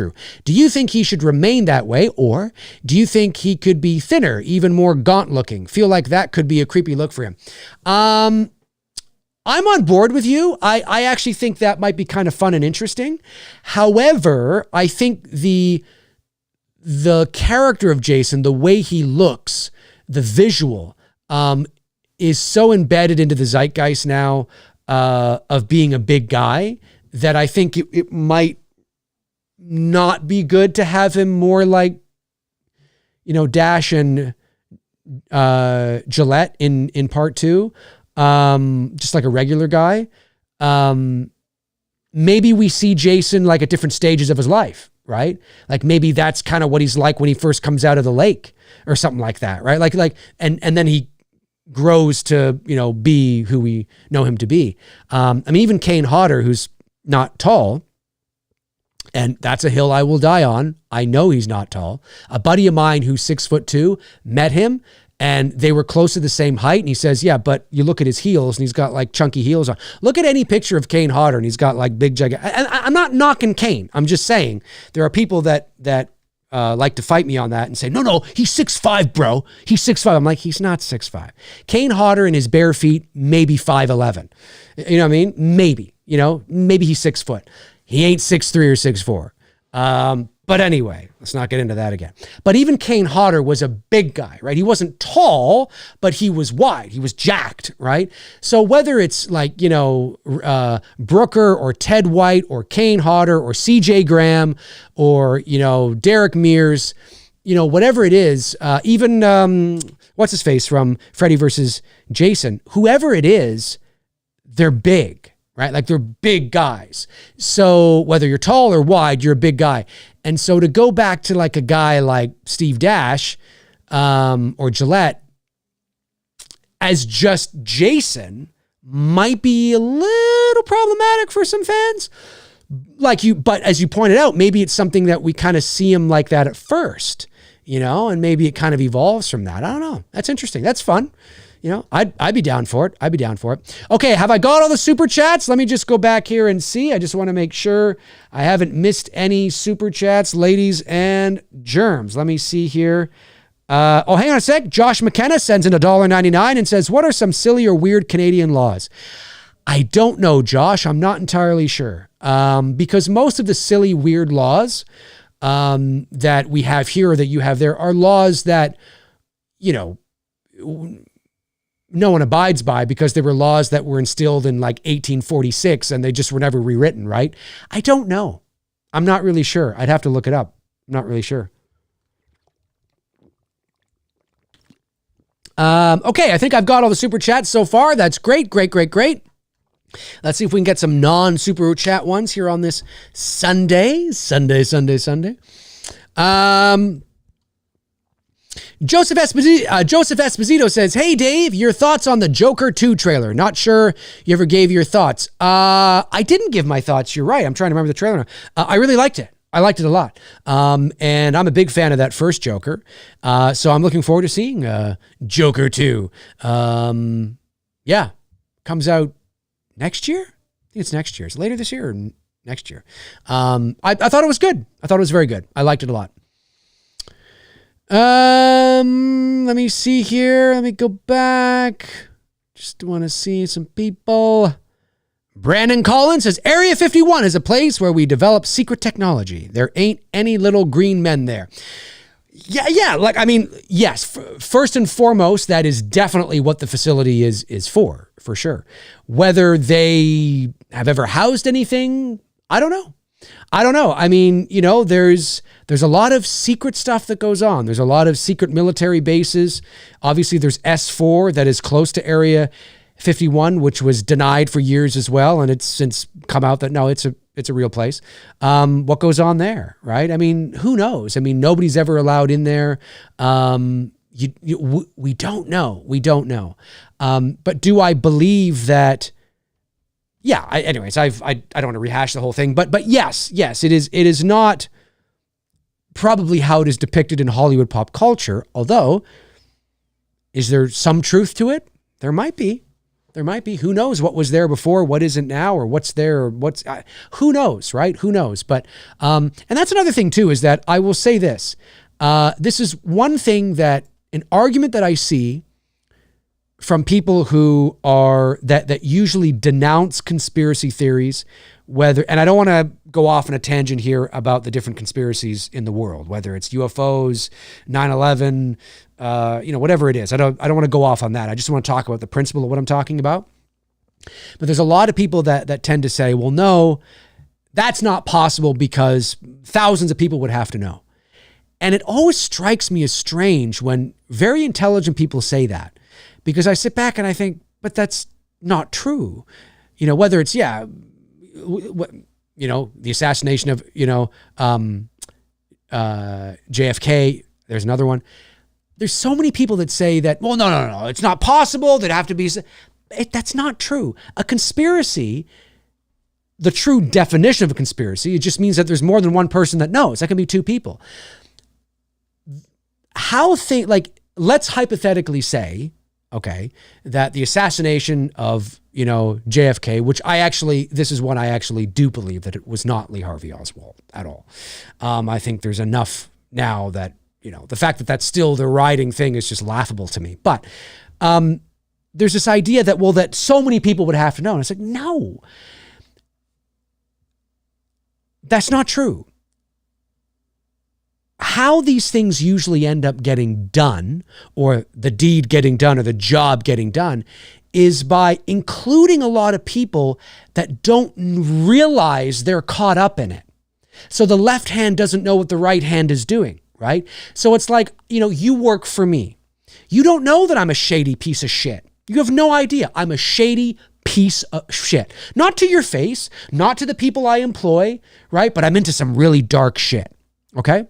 And I get you, as part of your job, I get you to mail something for me, right? You know what I'm saying? I'm giving a very surface level kindergarten example, but I get you to mail something. You're like, yeah, no problem. I'll take care of that. But you have no fucking idea what you're mailing. And you don't realize that what you're mailing is anthrax to somebody. Or you don't realize that you're like, you know what I'm saying? Like that's a very kindergarten example, but those things happen all the time. There's many wheels that are turning and people that are involved that don't realize they're involved. Good, genuine, lovely human beings that don't realize they've been a part of something even now, even when it's well after the fact, right? You know what I mean? Because there's always an official story that goes along, with it, and they don't realize. So, this idea that, well, no, that's not possible because 10,000 people would have to know. That's not true. It's just not true. 10,000 people would have to be in on it. No. A couple of people would have to be in on it. Maybe even 20 people would have to be in on it, but not 10,000. You know what I'm saying? And so I've always found that strange that people will die on no, that's not possible because, everybody would have to be in on it. The people that work there would have to be in on it. The people that did not have to. No, that's not how it works. They can't be. That's why they can't be in on it, because they would let it all out, right?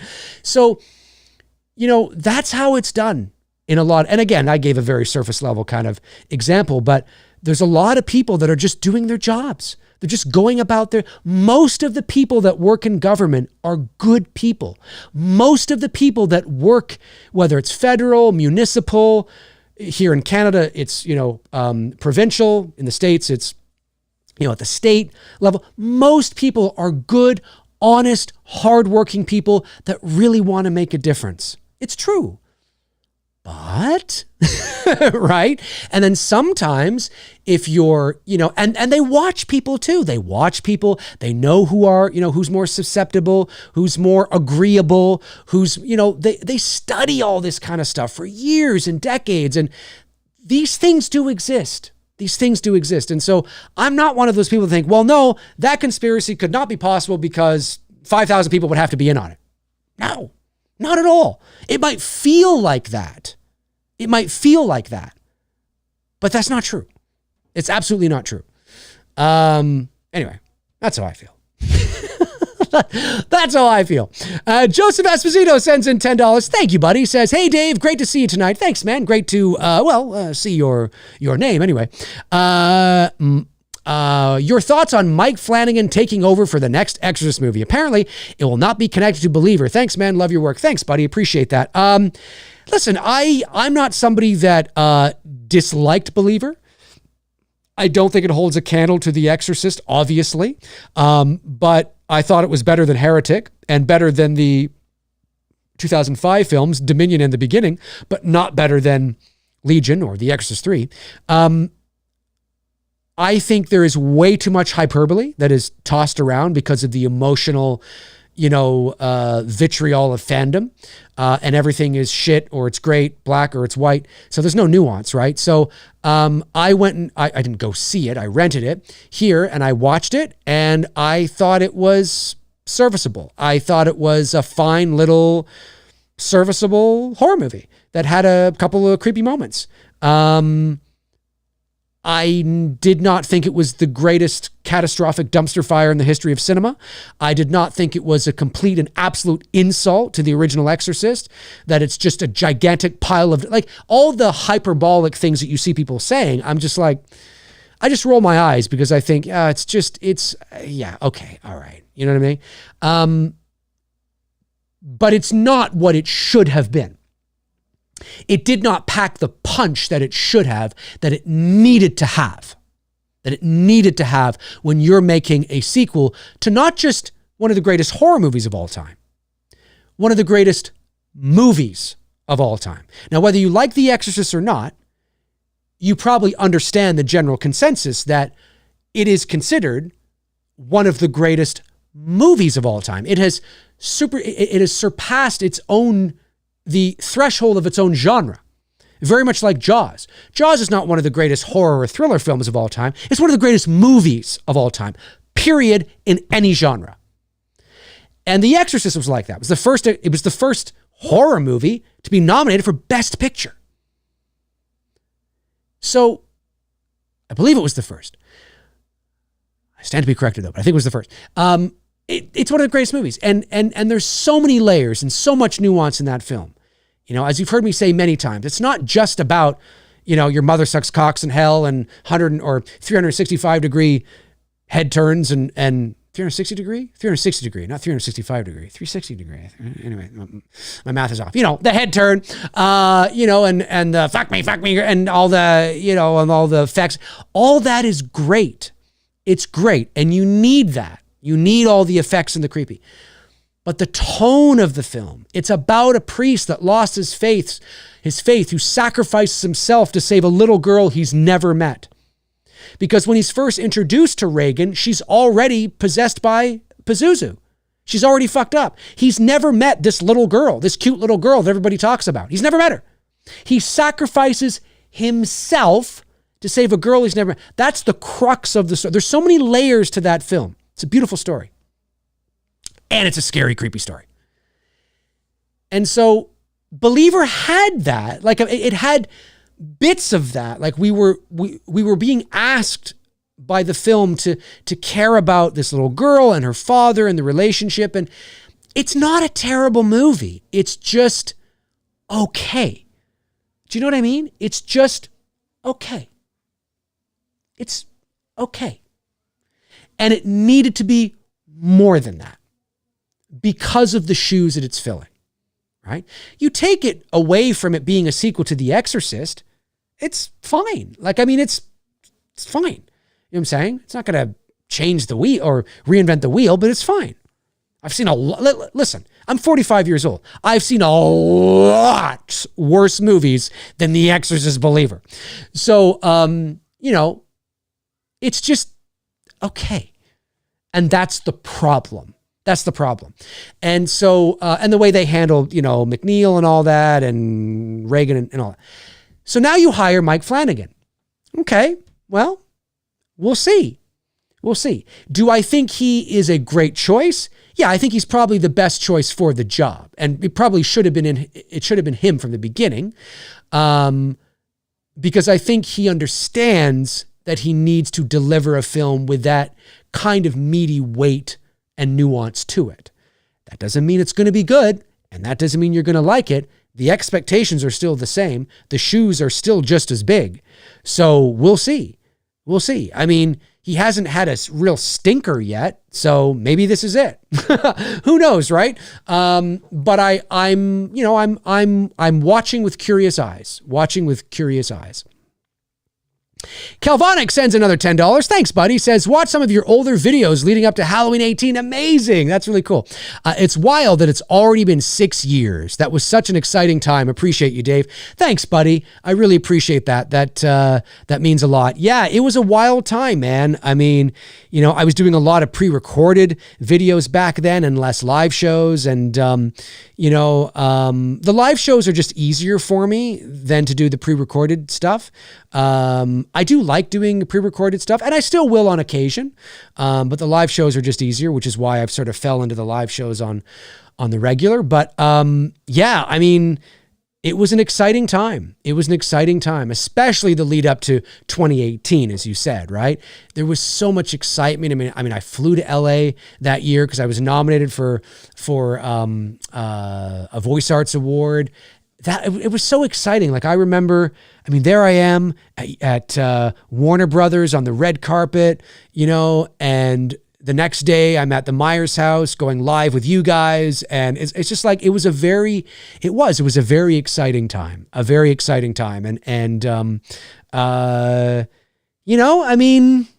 hey, maybe it'll come back again, right? Maybe with the Halloween series or something, maybe there'll be a big build up again to something, but I don't know. There was probably not in the same ways, right? The old saying, once you leave, you can't go back, right? And that just simply means that it won't be the same. It won't be like that again. It'll just be different. It can be just as great. It would just be different.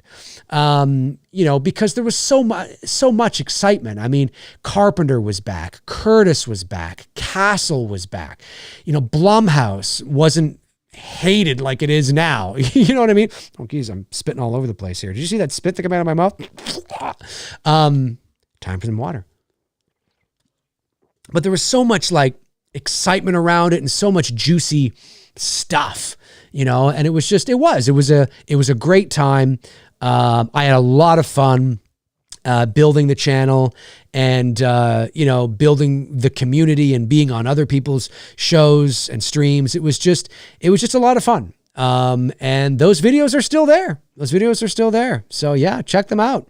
It's fun to watch. And a lot of the information that I would have been talking about in terms of how I feel about Halloween and what's important would all still be relevant today. So, those videos still hold the same weight today because nothing has changed for me and my views with Halloween. So, it's true. Aaron Click says, Dave, I agree with I agree with that with certain conspiracies. With others, it really would be hard to pull off without knowing what's going on. I think the whole chemtrails is unlikely. Oh, chemtrails. Oh, yeah. Look, some conspiracies are greater and deeper than others, right? And some conspiracies are just that. They're just people farting around online who don't know their asses from their elbows and they think everything is a conspiracy. There is that, which can be problematic. But the principle is true. It doesn't mean that thousands of people have to know. How you get a conspiracy to work is you get lots of people to do your bidding for you unknowingly. And then when the shit goes down, the trick is to still make it seem like they didn't do anything wrong, right? Because then there is an official narrative. There's an official story that comes out when shit goes down, right? So then those who were working or whatever the case, they still don't know because there's an official narrative, right? And they just think, oh yeah, I was, that's how you do it. I will never believe this idea. No, it's not possible because it's like, no, that's of course not. That's not how you do it. Right. It's just not how it's done. It's like the moon landing, right? People think, we didn't go to the moon. Now, I'm not here to start a moon landing conspiracy debate. I'm just simply saying, for the sake of principle, just follow me for the sake of principle. Those that say, well, that's not possible because thousands of people would have to know, mission control would have to know, it's like, no, they wouldn't. No, they wouldn't. No, they you think they would have to know. Not necessarily, right? And so there's lots of, again, I'm not here to start a debate about conspiracy theories because that can, get people's knickers in a twist. But I just mean the principle of that. There are some that, yeah, people, and then there are some where it's like, nah, The irony of it, here's the irony of it. The bigger the conspiracy, the less people have to know, I think is probably the case. Now, the bigger the conspiracy, the more people are likely involved unknowingly, but ironically, less people probably know the truth, like the actual truth. You've heard the saying, the right hand doesn't know what the left hand is doing. And that's how it's done. It can get pretty crazy.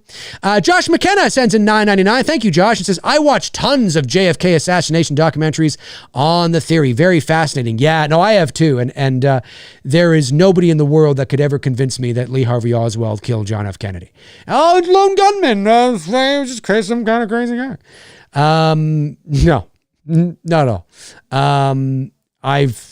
It's just, and I think that is something that, I think more and more Americans as well are kind of turning on that too. I think, recent polls are 70% are no.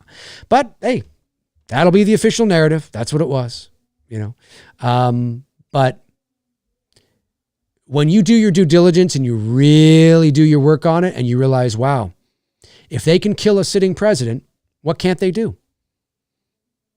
It's very scary. There's so many things. We just think government is, it's president and vice president, people getting elected, and they're worrying about healthcare and jobs and, minimum wage and yeah. Oh yeah. I mean, that's what it is. Yeah. On the surface, And like I said, most people that work in government are good, hardworking, loving people. But there's a whole other side somewhere down there, that hallway, that is whoa. It's dark. It's evil and it's scary shit. And it's so scary. You will be killed. No issues. We'll just kill you. Don't give a fuck. We'll kill you and your family. It's fine. Don't worry about it. We'll kill your children. We'll just kill your children. It's fine. Don't worry about it. We don't care. Because there's so much at stake. You know what I mean? It's crazy, man. It's crazy. Crazy. Put my tinfoil hat on. Flashpoint says, Dave, I'm not really interested in a Halloween TV series. You preached about trying to explain Michael and that it will ruin the mystique of the character. I agree. Yeah, I mean, listen, as a Halloween fan, I mean, obviously I'm going to be there day one to check it out and see if I like it. But we still don't know what they're going to do either. We don't know what the story is. We don't know what the direction is. We don't know what they're going to do. So, I mean, maybe it will be okay. I don't know. What I don't want to see, listen, I'm okay with this. If you want to reinvent Michael Myers and you want to start from scratch and, explain things, okay, fine. But don't go back in the timeline of Halloween 78. I don't want to see a Loomis and Michael story at Smith's Grove. And now I get to watch Michael and I don't need to know all that. Just let 78 die. You know what I mean? And if you want to go and create, kind of reinvent, reimagine Halloween a little bit, okay. As long as the DNA is there, as long as, it's that Halloween DNA isn't completely removed, like Rob Zombie's Halloween 2. But if you want to do that, okay, maybe it won't be too bad. But you know me. I couldn't care less whether they made anything again. And that's not me, like I've said many times, that's not me saying that because I'm not a Halloween fan. I'm saying that because I am a Halloween fan. I'm full. It's like having a wonderful meal. I'm full. I'm good. I have the good movies. I have the bad movies. I have the okay movies. I have the soundtracks. I have the conventions. I have the masks. I have the t-shirts and the hoodies and the hats and the merchandise and and the autographs and and I can just, I'm good. I don't need another Michael Myers movie ever again. You know what I mean? Of course I'll be there, of course, because I want to see it and maybe it'll be great. But if they said we're canceling the series, and Malik came out and said, I'm no longer going to do anything Halloween, I'd be like, okay, that's fine. Because I still have all the great stuff, so, but the David Gordon Green trilogy made $500 million at the worldwide box office. So he wants to strike while the iron is hot. So there will be a Halloween TV series. What it'll be, I think they should do Season of the Witch. I know Michael's the brand, but I think they should do Season of the Witch. And I don't mean a sequel. I mean, remake it. Do a television series, a Season of the Witch television series. That'd be amazing. That'd be awesome. I mean, it might not be awesome, but I just mean there's potential there, right? There's real potential there. I think that'd be cool. All right, we'll go another 15 minutes. We'll take this thing to 2 hours. Let me see here. Troy Stasha says, hey, Dave, with your experience in voice acting, do you have any insight as to why Netflix rarely releases physical copies of movies, series they produce? Well, I would say, I don't know what that has to do with voice acting, but I would say that because they want subscriptions. They don't want you to they want you to go to Netflix every time you want to watch their product. So they don't want you to, now I was fortunate enough when I was in the States, when I was in Los Angeles in 2018 or 19, I popped into a Target because we don't have Target here. We did for like a year, and then they priced themselves out. Target came to Canada in like 2011 or 12 or something. And I was excited. I was like, oh, this is going to be kind of fun. And then their prices were so much more expensive than Walmart. So everybody was just like, well, we'll just go to Walmart. And it's like, and so they left. They left after like 2 years. So when I was there, I was like, oh, I'm going to go into Target. And I picked up the Stranger Things Blu-ray of season 1, because season 1 is my favorite. But it looks like a VHS box. It's really cool. And so I'm glad I did, because I don't know if that's hard to get now or not. I'm not sure, because I don't think there's been a release of like I think there was season 2, but I don't think they've done 3 or 4 like that. So I was very thankful that I got it, even just for like, a collector's thing. But no, I mean, it is Netflix's model, the streaming model, Netflix being the biggest player in the space, is based on subscriptions. Well, if they released physical copies of everything they made, there would be no reason for you to keep your subscription, right? You know what I'm saying? Like, really, right? And so, because you can just pop it in. You have it. I don't need Netflix anymore. I have it all. Well, they don't want that. They want to keep you coming back to Netflix. And how they keep you coming back to Netflix is they don't produce physical media, right? So really, that's what it is. All right. Have I got all the super chats, folks? I just want to make sure I am not missing any superior chats. Superior chats. Just want to make sure. I don't think I am. Yes. Okay. Yes. Okay. I've got them all. Sorry. Just taking a moment there to make sure that I've got them all. But great question though. I appreciate that. Nikki Poo says, my father's a big 9/11 sounds a little weird to me kind of guy. There's some weirdness around 9/11 for sure. There's a little weirdness around 9/11. No doubt about that. Brian Mean says, I just don't see a Halloween TV series working. There's nowhere to go. Well, it depends on what you're going to do, right? It could absolutely work. But it depends on where your focus is going to be and what is the premise. What's the premise? Now, I think a Season of the Witch TV series could absolutely work, and not a sequel. You remake it. You got a bigger budget. You, build that paranoia, that paranoia of like a invasion of the body snatchers kind of paranoia. Fuck, man, you could do a bit. I don't know how long you could go on, but maybe a miniseries, maybe like a 6-part miniseries or something like that. I kind of hope the Halloween TV series is anthology based. It wouldn't surprise me if it was. I got a feeling like it's going to be. I'd be very surprised if the Halloween TV series is just all about Michael, unless Miramax is going to want to do what A24 is doing and they're just going to want to build it and add layers, and which you're going to have to do. If you want longevity with Michael Myers in a TV series, well, you got to add layers. You got to build characters, right? There has to be meat on the bone. Anytime, like whether it's Freddy or Jason or Michael, if you want a Michael, Jason, or Freddy TV, look, one movie is 90 minutes. That's like 1.5 episodes of a TV series in a season. So if you want like 8 episodes at like 50 minutes long, that's a lot of story. That's a lot of character. So, and that's not necessarily a bad thing, right? The trick is, how do we make this great? How do we make this feel like Halloween? How do we make this smell like Halloween? How do we make this taste like Halloween? How do we make this sound like Halloween and look like Halloween? And draw it out, you know, as long as we can. So it'll be interesting.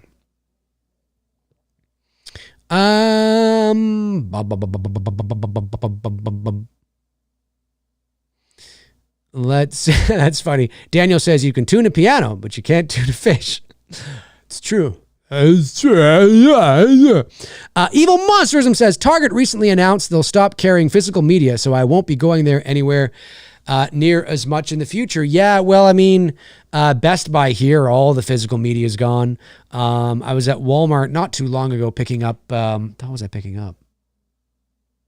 I think I was picking up a pair of some socks or something. And their physical media is still there. But who knows how long that's going to be? No idea. No idea. It'll be interesting. It'll be interesting. Squander Films. Hey, what's going on, my man? Says, hey, Dave, just stopping by. Have you seen the new He-Man casting? Talk about the wrong stuff. Yeah, I could not agree. I could not agree more, I should say. I agree with you. Listen, again, that's like a whole other show. I don't know what this guy's going to look like. This has nothing to do with his acting abilities. He looks the part, like in his face. He's got a good face. But maybe it's because I'm an 80s kid and I grew up with the 80s cartoon. Not that I think a Masters of the Universe movie needs to be exactly like the cartoon, but there's something, these need to be larger than life characters.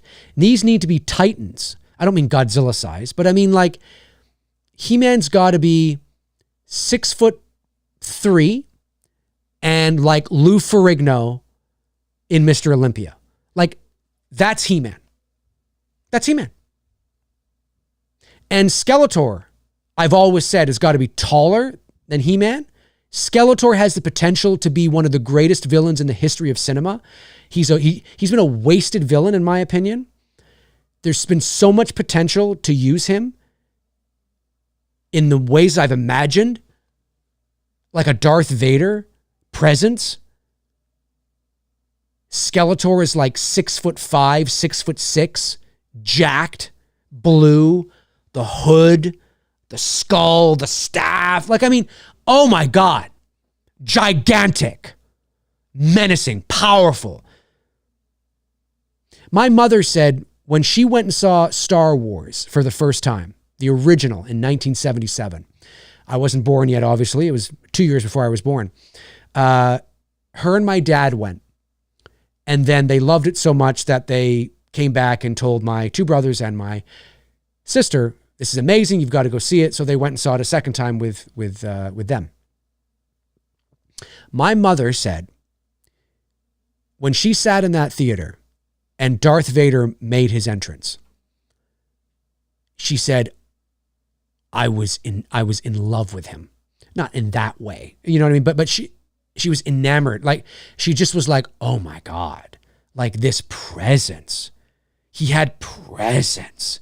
He was huge. I mean, kids watching, you know, A New Hope today, yeah. But in 1977, you'd never seen anything like this before. And David Prowse, who was a former English bodybuilder, who was in A Clockwork Orange, by the way, in real life, he was 6'7" or 6'6". So you put him in the Darth Vader boots, he's probably like 6'8", 6'9". Like, he was huge. And look how big he is compared to the rest of the stormtroopers, right? He just commanded presence. And yes, of course, he looked awesome. My mother meant that as well. The contraption and the helmet. Of course, he looked awesome. But that, I've always believed, that kind of impact, that kind of presence, that kind of zeitgeist penetrating potential, Skeletor has always had. And I've always imagined that. But they have to be big. Listen, as much as I have a little bit of nostalgia for the 1987 movie with Dolph Lundgren and Frank Langella, and Frank Langella was a great Skeletor because he's a great actor, and he loved diving into that, into that role. It was almost theater for him. But in terms of looks and things like that, man, this is Masters of the Universe. Like, I've always imagined that if the cast of Masters of the Universe, whether it's He-Man, Skeletor, Man-at-Arms, Teela, Trapjaw, Beastman, Merman, Evelyn, whatever, especially the men, if they were on Earth, they would be big. Like, they would be big men. The women might be like 5'8", 5'9", 5'10". Like, they're big. And they don't seem big on Eternia because that's just normal. But they're larger than life. It really is like a Star Wars meets Lord of the Rings. Like, there's so much potential here with deep, rich storytelling, deep, rich characters, deep, rich nuance and pathos and just like so much, like, just so much. And there's incredible visuals with Snake Mountain and the action and the sword fighting and just make it epic, but not in a, I'm worried that it's going to come and it's just going to go, because it's going to be like, you've got Masters of the Universe has the potential, if treated right, to be fucking epic, to be $1 billion franchise because of the richness of the stories and the richness of the characters and the epicness of the world building. Oh my God. You know what I mean? And then this guy's cast as He-Man. Okay. They didn't say he was cast as Prince Adam. They said he was cast as He-Man. So he's going to go into the gym and he's going to jack up. Okay, but he's going to jack up and he's going to look big. He's going to look like an in-shape guy, but he's not going to look like Lou Ferrigno. He's not even going to look like Arnold. Back in his day, Lou was a bit bigger than Arnie, but Arnold was jacked, of course. But he's not going to look like Arnold. He's got to look at least like Arnold, who was jacked. No, he's just going to look like an in shape, like he can't look like Thor. No knock to Chris Hemsworth. He was in shape, a lot bigger than me. I wouldn't want to mess with him. But Chris Hemsworth's Thor is not He-Man. You need to have two Thors. You know what I mean? That's how I've always imagined it. And yeah, maybe it is because I'm a 45-year-old man and I grew up through the 80s. And the toy line, for those of you that don't know, the toy line was introduced first. And the television series, the cartoon, was created for nothing more than to sell the fucking toys. But the toy line, that's what I imagine, yes. And I know that there's been different iterations of the cartoon over the years, but that's what it should be, man. That's what it should be. And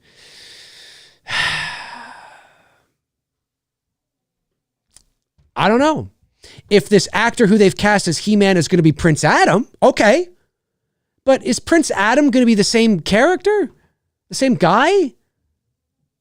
So there's going to be this jacked Prince Adam walking around? And then there's going to be a guy that shows up a few minutes later who looks exactly like Prince Adam, who's also jacked? Come on, man. And, we let that go because of the cartoon. But there's an opportunity to change that here. There's an opportunity to have just a regular size guy like me, right? Who turns into a fucking Lou Ferrigno. You know what I mean? That'd be fun to be that size for a day. But you know what I mean? But fuck. I don't know, man. Yeah, I saw it. And I was like, well, okay, we'll see. How big can he possibly get?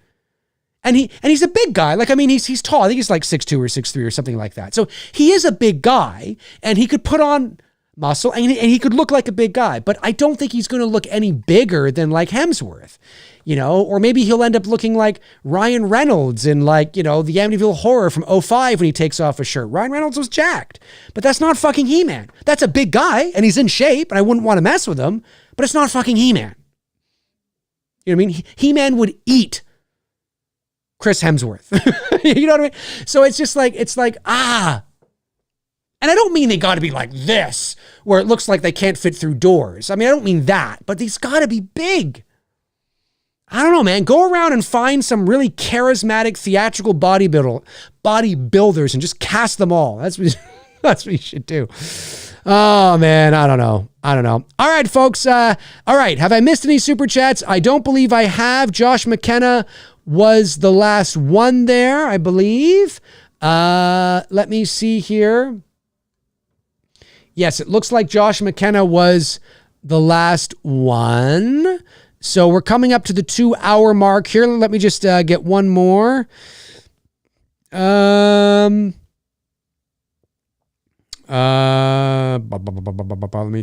see here. Trying to get one more. Talking amongst yourselves. That's great. Evil Monsterism says, in grade school, when the teacher asked how I got all the answers right, I also presented an official story about just studying a lot. Hey, that's the way to do it.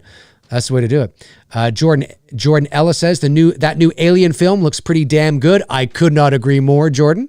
100%. Looks very much like in the vein of the original, which is very exciting. Yeah, Cody Snyder's like, here we go, McRae in X-Files mode. Let's go. I should do a show where we talk about that kind of stuff. It'd be fun to do. For sure. Let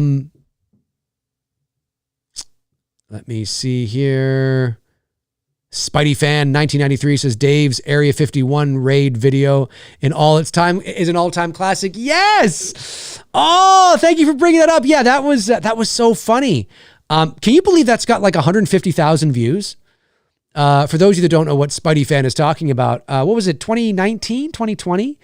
When there was that Facebook group or something that was talking about raiding Area 51, and they said there was like 2 million people that said they were going to go or something.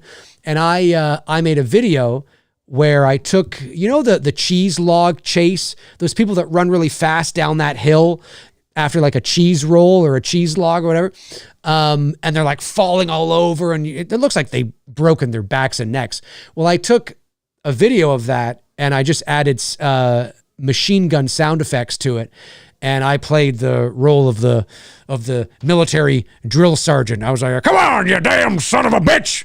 You damn fucker. Come on, you bastard. Like I was like, the head of some sort of security at Area 51, and I was shooting all these people that were trying to get into the base. It is really funny, and it is amazing to me that it's done that well.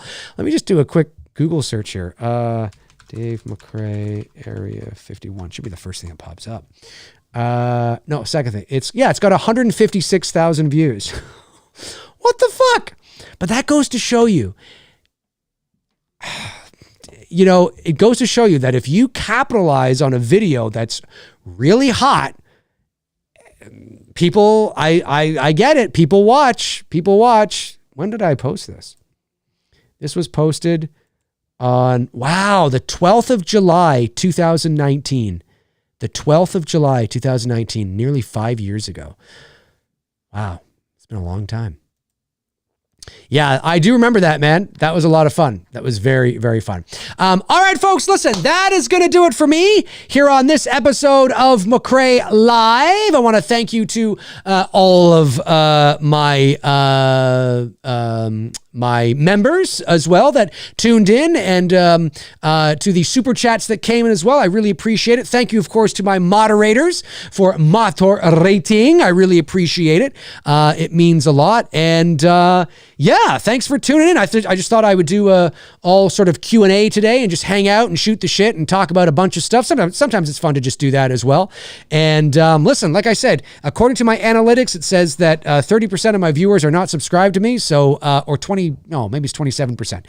Hey, subscribe, man. Subscribe. Let's see if we can finally get to 30,000. Although, of course, maybe if I did more Halloween content. But it would be great to finally get to 30K. I mean, let's be honest. But the good news is my engagement engagement is still very strong. Which is great. Great views, great engagement from the community. So yeah, that's really awesome as well. So yeah, folks, you're awesome. You know you are. I'll be back probably some point this week with some sort of show.